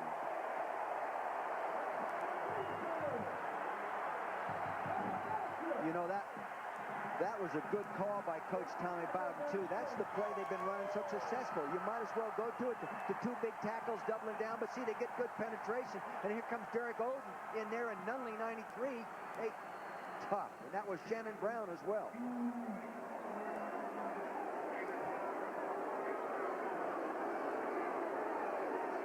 Daniel punting. Off the side of his foot. Goes out of bounds, short of midfield. Alabama in excellent striking position. They'll take over on the Auburn 45 after the 16-yard misfire. Well, that's one thing you can't afford in a tight defensive football game when you're already down is the bad punt, because now look at that. They're playing on a 45-yard field.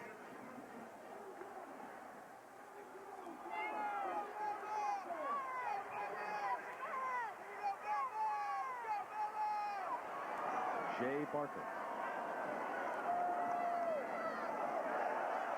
He hands off to his tailback, who makes it to the 40-yard line. Chris Anderson has replaced Derek Lassick, and Anderson dances through that line. Dances through his right. He appears to be a little more elusive. Now watch his feet. See, just dancing around there. Now see, move his feet that way. He always has him under, always has balance in moving upfield. Some backs just can't do that. Kevin Lee bringing the play in from the Bama sideline. And that's the end of the third quarter. Alabama up by 10 and driving. We'll have more after this message and a word from our ABC stations. A 2nd and 4. and the defense ruled on that play. It was Chucky Johnson hit him first with a penalty flag coming down.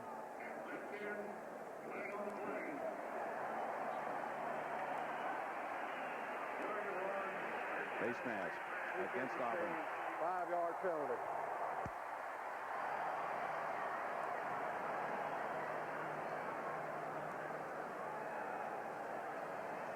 As you look at the numbers, you can see that Alabama is +1 in turnovers. Boy, and right now they're rushing the ball better, and that's making the difference in the ball game. Neither team throwing the ball very well. That's what's making the difference. Good defense, and Alabama being able to run it just enough to hang on to it. That 5th turnover was the difference. Yep. That was the 61-yard return by Langham for the game's only touchdown. And here it was Chris Anderson getting the carry. Give you an idea of just how dominant this Alabama defense has been over not only this season, but in the last 87 quarters of play, they have allowed only 9 rushing touchdowns. And there's one of the big reasons why. They are phenomenal. As good a college defense as you'll see. They might just take these guys off the field and put them in the NFL next year and say, you 11 play for us.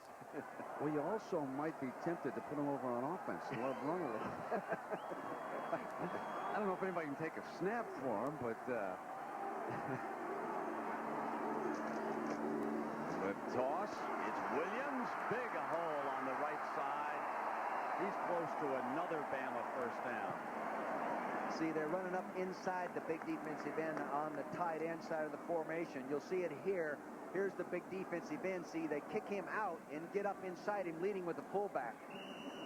See, they turn him on out, let him come upfield. Now, there's the fullback, Houston. See, he just enough of a block there to give him a little enough room there for Williams to advance the ball. Inches. Whitehead. It's set defensively. Back on the right side trying to come. And Houston barges for a Bama first down. The Auburn defense needs a takeaway, Coach. Oh, they need it badly right now. They need it because, see, that would maybe take away a little bit of the momentum that Alabama has gained since that interception. You can look for them to come after them with some kind of a blitz. They've been blitzing quite a bit to try to get into their face, but when you're running the ball and you pop those creases just a little bit against the blitz, you're not helping yourself. First down on the Auburn 24-yard line. Williams on a beautiful cutback. Smith and Shelling there defensively for the Tigers. Offensive line is starting to gain momentum coming off the ball, Brent. You'll see George Wilson and Toby Shields, the offensive center, and John Stevenson coming off inside and allowed him to cut back.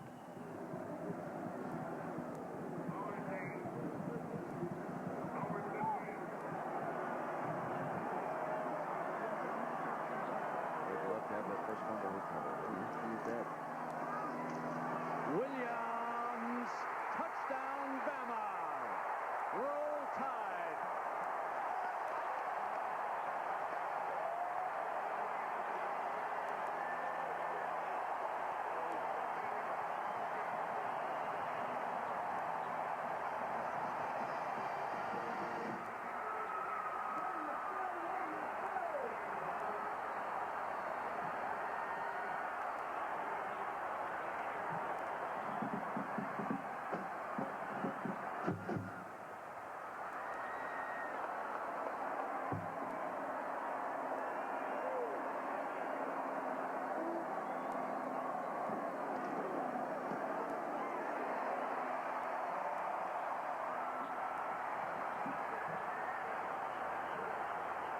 Quicker than drying paint.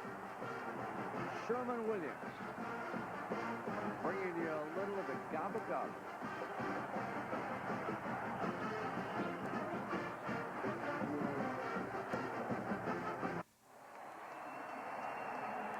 Victories in a row and dreaming of a national championship. That's Alabama under Gene Stallings. To get it done, they have to close out here against Auburn, then defeat Florida on this same field for the SEC championship next week. Go down to the Sugar Bowl and hope they have an appointment with the Hurricanes of Miami. And folks, if that game comes to pass, you will see two of the great defenses probably in the history of college football. Proctor with the ball on the tee. Obviously, Miami has the more potent offense, don't they? Now Proctor. The ball is fielded at the 5 by Bailey. Bailey to the 25. Dick Vermeil, is Auburn going to score? I don't think so, Brent. Take a look at this offensive touchdown play. You'll note it's a cutback. Now, he starts here. Now, freeze it right there. You'll see Willis moving here. Now, he can move there if the defensive lineman comes down here. He goes outside, allows the cutback. See, now, Stevenson, 69, gets back on Willis right there and gives him the hole. Team defense. The discipline was broken on that play. First and 10, Auburn and White. Danger here is trying to get too much, I guess, and turning it over again against this defense. And no time at all for White. Will Brown. He's an outside linebacker. And, I mean, he was a safety at one time. You'll see him appear here. Wham, he's there. He beats him around to the outside, and he has that quickness of a strong safety playing outside linebacker. Loss of 8. Make it 2nd and 18.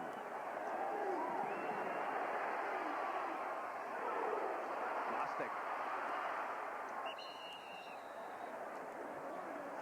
Donnelly defensively for the Tide. You know, Brent, coming into this game talking about Alabama's defenses, they were forcing their opponents to run 74 snaps before they gave up a touchdown. I don't know if their teams average 74 snaps a game. That's outstanding. And they pressure the quarterback or sack him 40% of the pass attempts. That's an outstanding defense. 3rd and 8. Intercepted. Incomplete. He waved Teague off.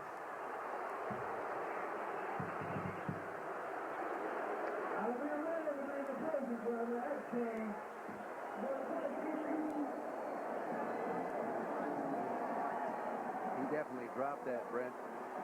See, Stan White unloads it under a lot of pressure to the left side of your screen. Follow the ball. See, it goes off his hands. Here comes Teague. He's going to try to go down there and get it. See, it hit the turf right there. Good call. And the last punt, not a good one, was it? Much better. Palmer for the fair catch at the 34, but a penalty flag down back by the line of scrimmage.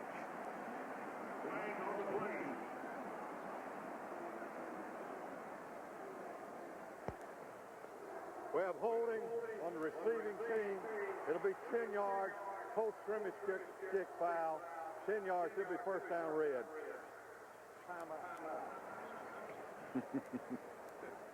Coach Stalling doesn't like that. He has a very well-disciplined program. You know, I coached against him for 7 years with the Dallas Cowboys. Didn't beat him very many times, believe me.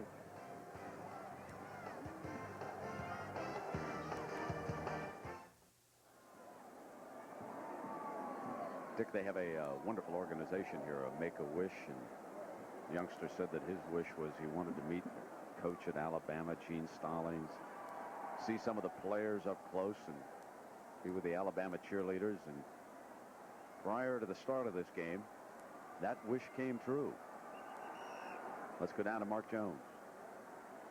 Yeah, gentlemen, his name is Algernon Banks. It was discovered that he has terminal cancer, and his inspiration has been this University of Alabama football team. And earlier today, he did get to meet with the cheerleaders and the coaching staff, and it was a very touching and poignant moment for all involved.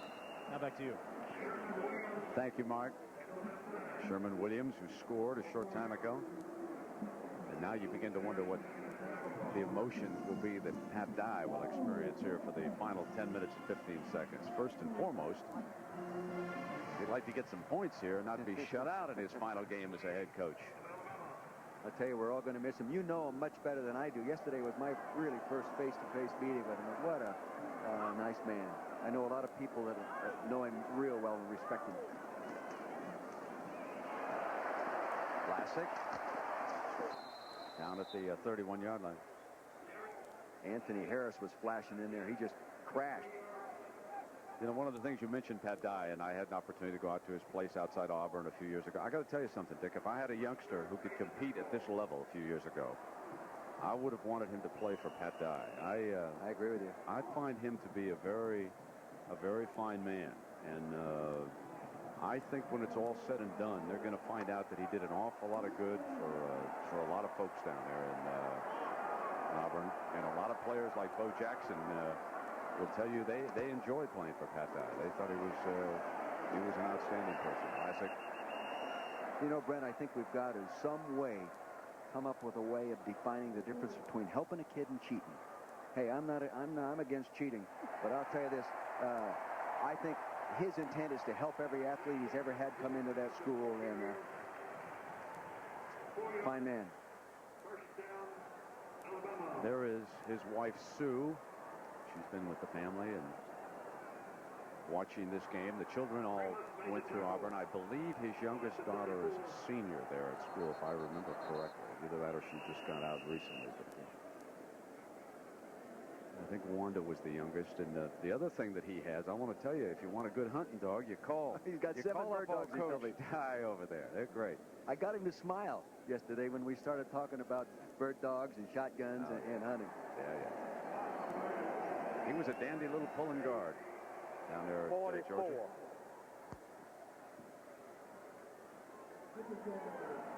And I'm sorry, you know, to see Johnny Majors go at Tennessee, too. Dye called Johnny and told him to we're taking some time off the clock. That's what the correction here.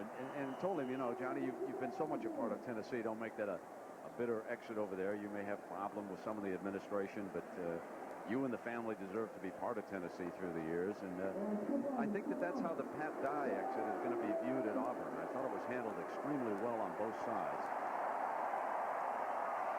And now folks in this state can begin to focus on Alabama's chance to win a national championship. That was Clarence Morton making the stop for Auburn.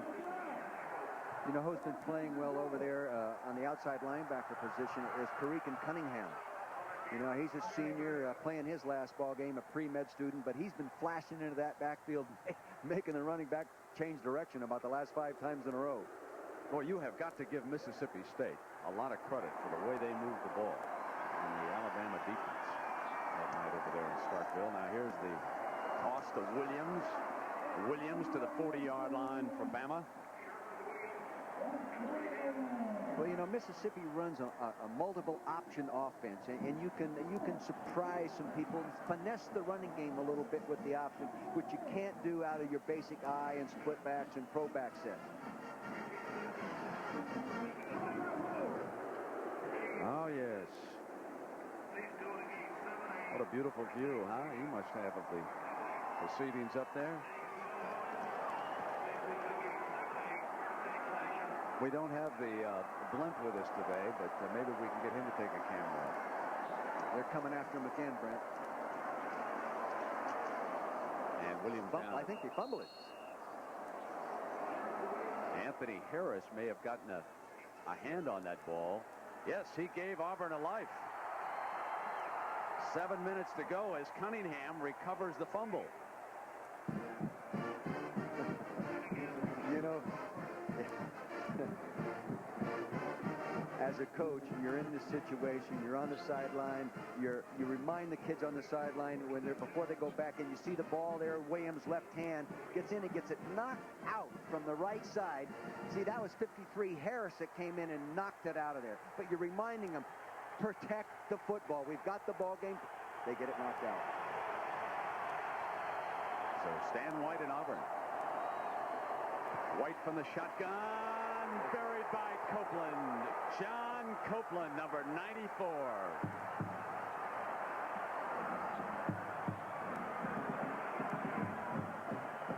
He didn't have a chance. If Curry didn't do it, Copeland's going to do it. Here he is to the left side of your screen, number 94. See, they actually tried to double him up there. He got in between both of them. You got him, I got him, no one's got him.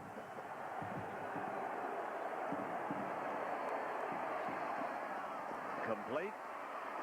Throwing to the back, who was sliding out, and Reed McMillan takes it to the 45-yard line. And tomorrow our coverage continues.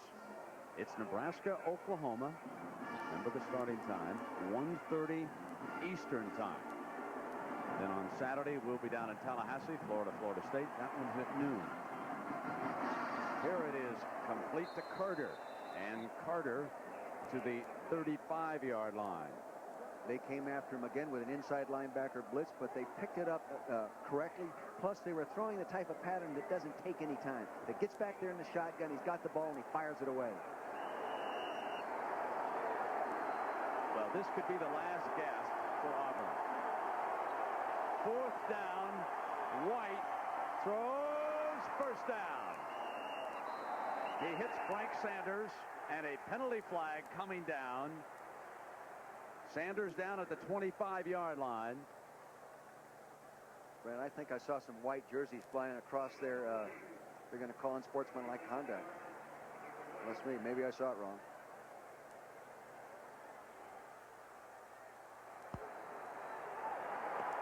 Grab a dead ball, personal foul, the offensive team. Oh, that's done. It'll be a first down and 25.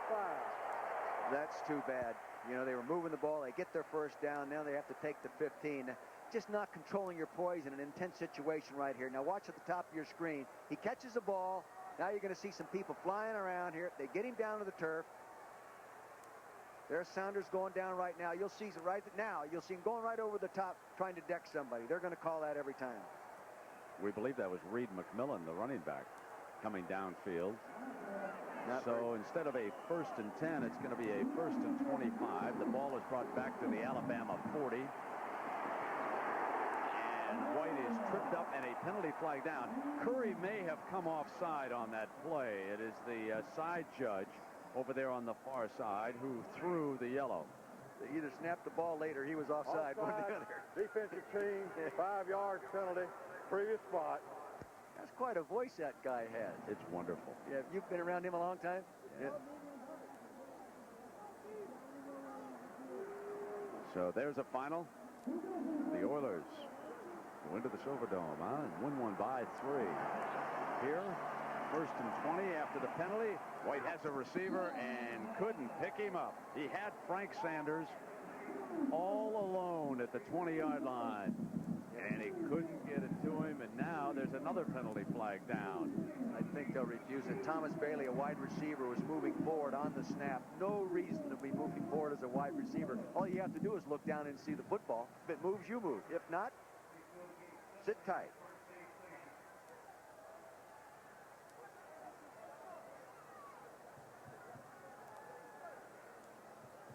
It really makes you mad when a wide receiver moves like that. Illegal motion, offensive team, 5-yard penalty, repeat the down. That Dye's reaction over here on the sideline, and you know, Mark Jones, our colleague, he had the line of the year in the Southeastern Conference. He said he's hotter than a Madonna video. His first down. White hit on the release and caught at the 30-yard line with a diving reception, and White is lucky to get it off, and Bailey makes the catch.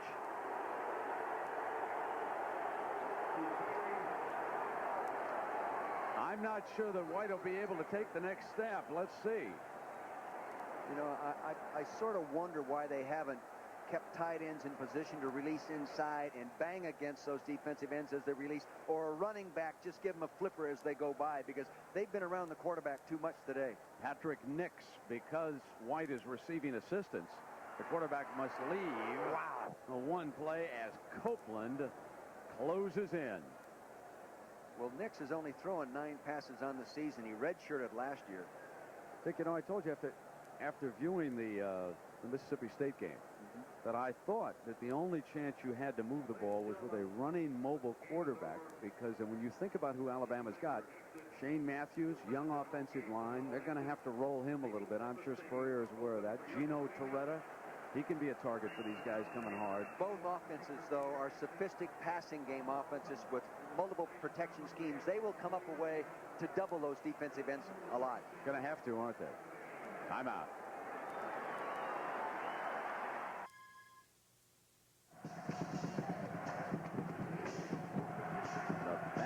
faithful. And their backup quarterback for Auburn taking a look at that savage Alabama defense. Patrick Nix has replaced the injured Stan White. Drops it for Bostic.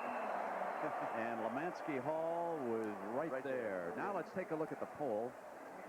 There are 5 teams that you would think have a realistic shot at a national championship. Miami, Alabama, Florida State, Texas A&M, and Notre Dame. It is unlikely that the national champion is going to come from anywhere else. And even in Notre Dame's case, it has to be a huge sequence of events to take place. The curious development with the AP is how Florida State suddenly jumped up on Texas A&M, an unbeaten Texas A&M team, and that is igniting the controversy. We'll have to see what the voters come up with after this weekend's activities. Now Nix incomplete, got it behind Sanders, didn't he? A bruised shoulder for Stan White is the report, and it'll be field goal time for Auburn. You might as well. You got the #1 field goal kicker in the country in Scott Etheridge, Brent. Absolutely, and it is 4th down, and remember they have to get to the 15-yard line for a first down. They're going to need 3 scores here in the last 5 minutes to get anything done. This is a 48-yarder. Looks short. They still need 3 scores.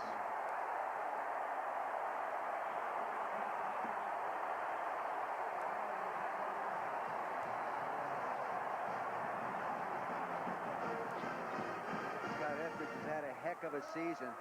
He's kicked 22 of 27 field goals, 81%, but this one, when they need it, is just a little bit short. The clock continued to run for several seconds following the missed field goal. Of course, this is an Alabama home game. I guess it ran for about a half minute. There's the fullback, Martin Houston, lumbering up for a few more yards against Auburn. So it certainly appears now that Alabama is going to win for the 21st straight time. And Pat Dye is going to have an unhappy ending to his final game as head coach at Auburn. All the way back to 1975. So Dye has never been shut out. That was at UCLA. That's a long time ago.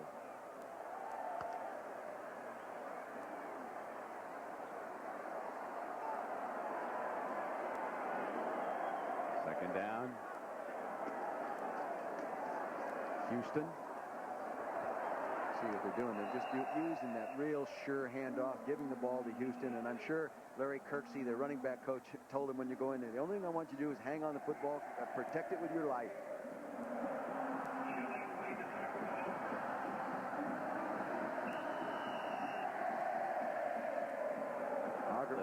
Excuse me, Brent. Auburn might as well put 9 or 10 guys right up in there and try to go in there and strip it. The serenade for Pat Dye from the Alabama faithful.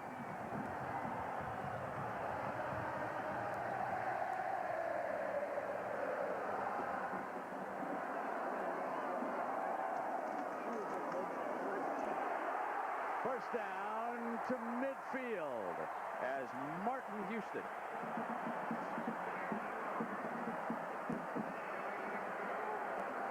Again, that cutback starting. They've been running up there behind their right guard and right tackle. He gets them going there. The offensive line comes off real good. He gets them going to the right, gets the defensive pursuing, and then he just makes that nice little cut back there behind the block of George Wilson, the offensive left guard.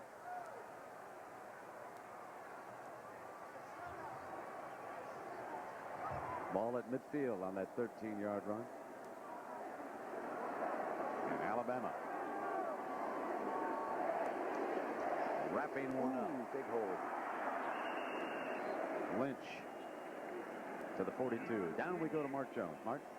All right, gentlemen, I'm joined by Bob Harris, a former defensive back with the University of Auburn. Bob, what's head coach Pat Dye meant to you as you watch his coaching career, 12 years, wind down? Coach Dye was a very inspirational man. He taught you things that were not only important in a game of football, but also prepared you for the rest of your life. Things like hard work, dedication, sacrifice, and discipline. And tell me, do you think that he got a bad deal from the school or the NCAA? Should he stay on? Well, I think Coach Dye made the best decision for himself and also Auburn University. He's not going to back down from a fight, and I think he did what he thought was best. Back upstairs to you guys. Thank you, Mark. 2nd and 5. And Alabama content to bring the clock down. The final minute and a half here.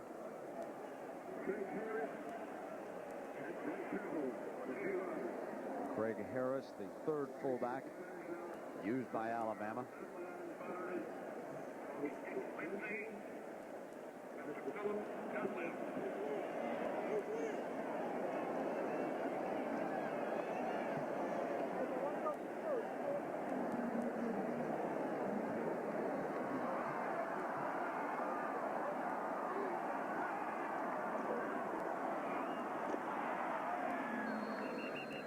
Houston again.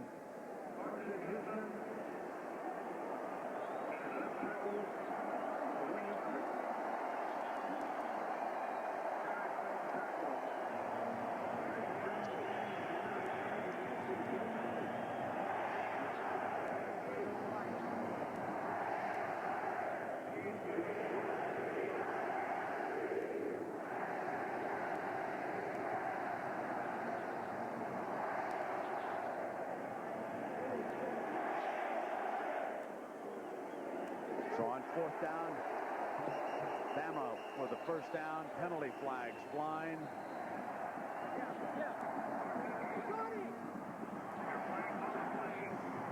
Brent, there's a lot of talk who's #1 in the country. Illegal participation, defensive team, 12 men on the field. It'll be a 15-yard penalty, 1st down. I'm not sure who the #1 team is, but I know who the #1 defense is. Saturday, we've got a football day-night doubleheader. Florida State, and that'll be on the air at 12 noon on ABC. Then later at night, Notre Dame and USC at 8 Eastern time. Here it is over.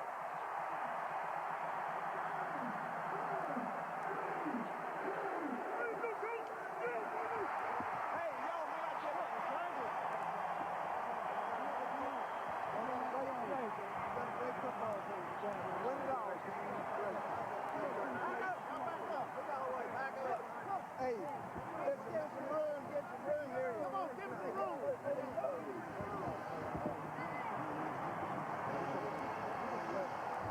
I believe you got the best team in the country. I believe that. Hey, you're doing it right.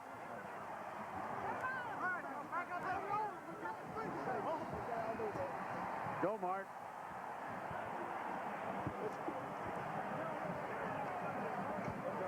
I'm right in front of him.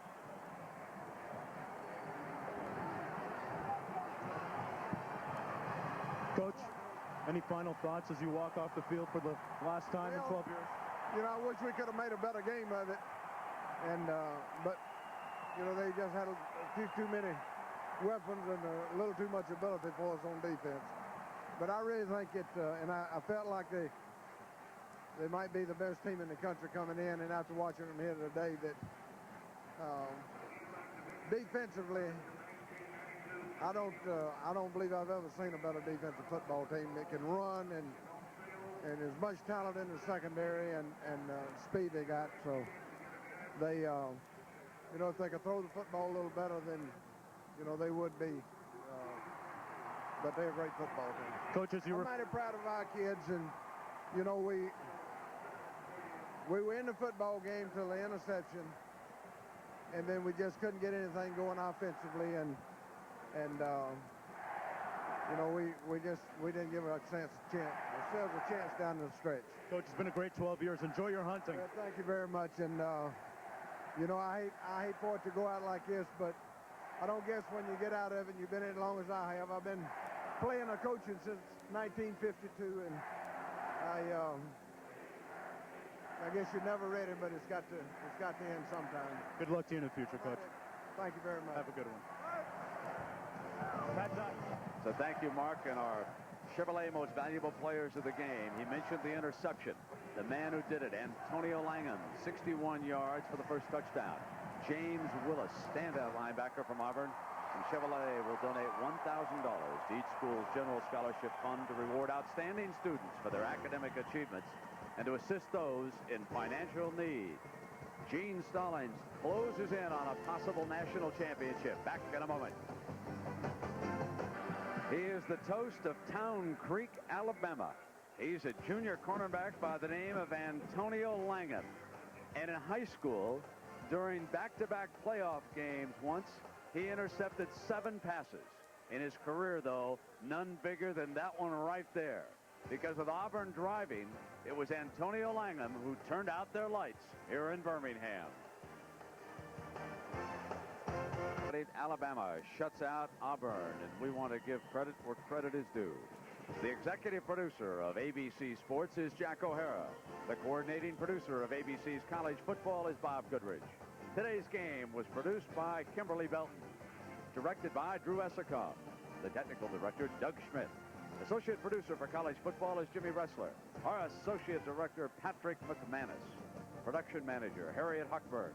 Technical operations managers, Gary Reuter and Frank Grillo. Assistants to the producer, Brian McGarry and Margaret Schaefer. Our stats man, George Hill. The spotter, Jimmy Tubb. Computer stats, Brian Mobilson. Our booth coordinator, Valerie Fischler. And our sideline coordinator, Chris Pfeiffer. For Mark Jones and Dick Vermeil, I'm Brett Musburger. We hope you've enjoyed Alabama with their defensive celebration against Auburn as Pat Dye coaches for the last time. A 12-year era comes to an end. Meanwhile, Gene Stallings sets sail on a possible national championship. So long, everybody.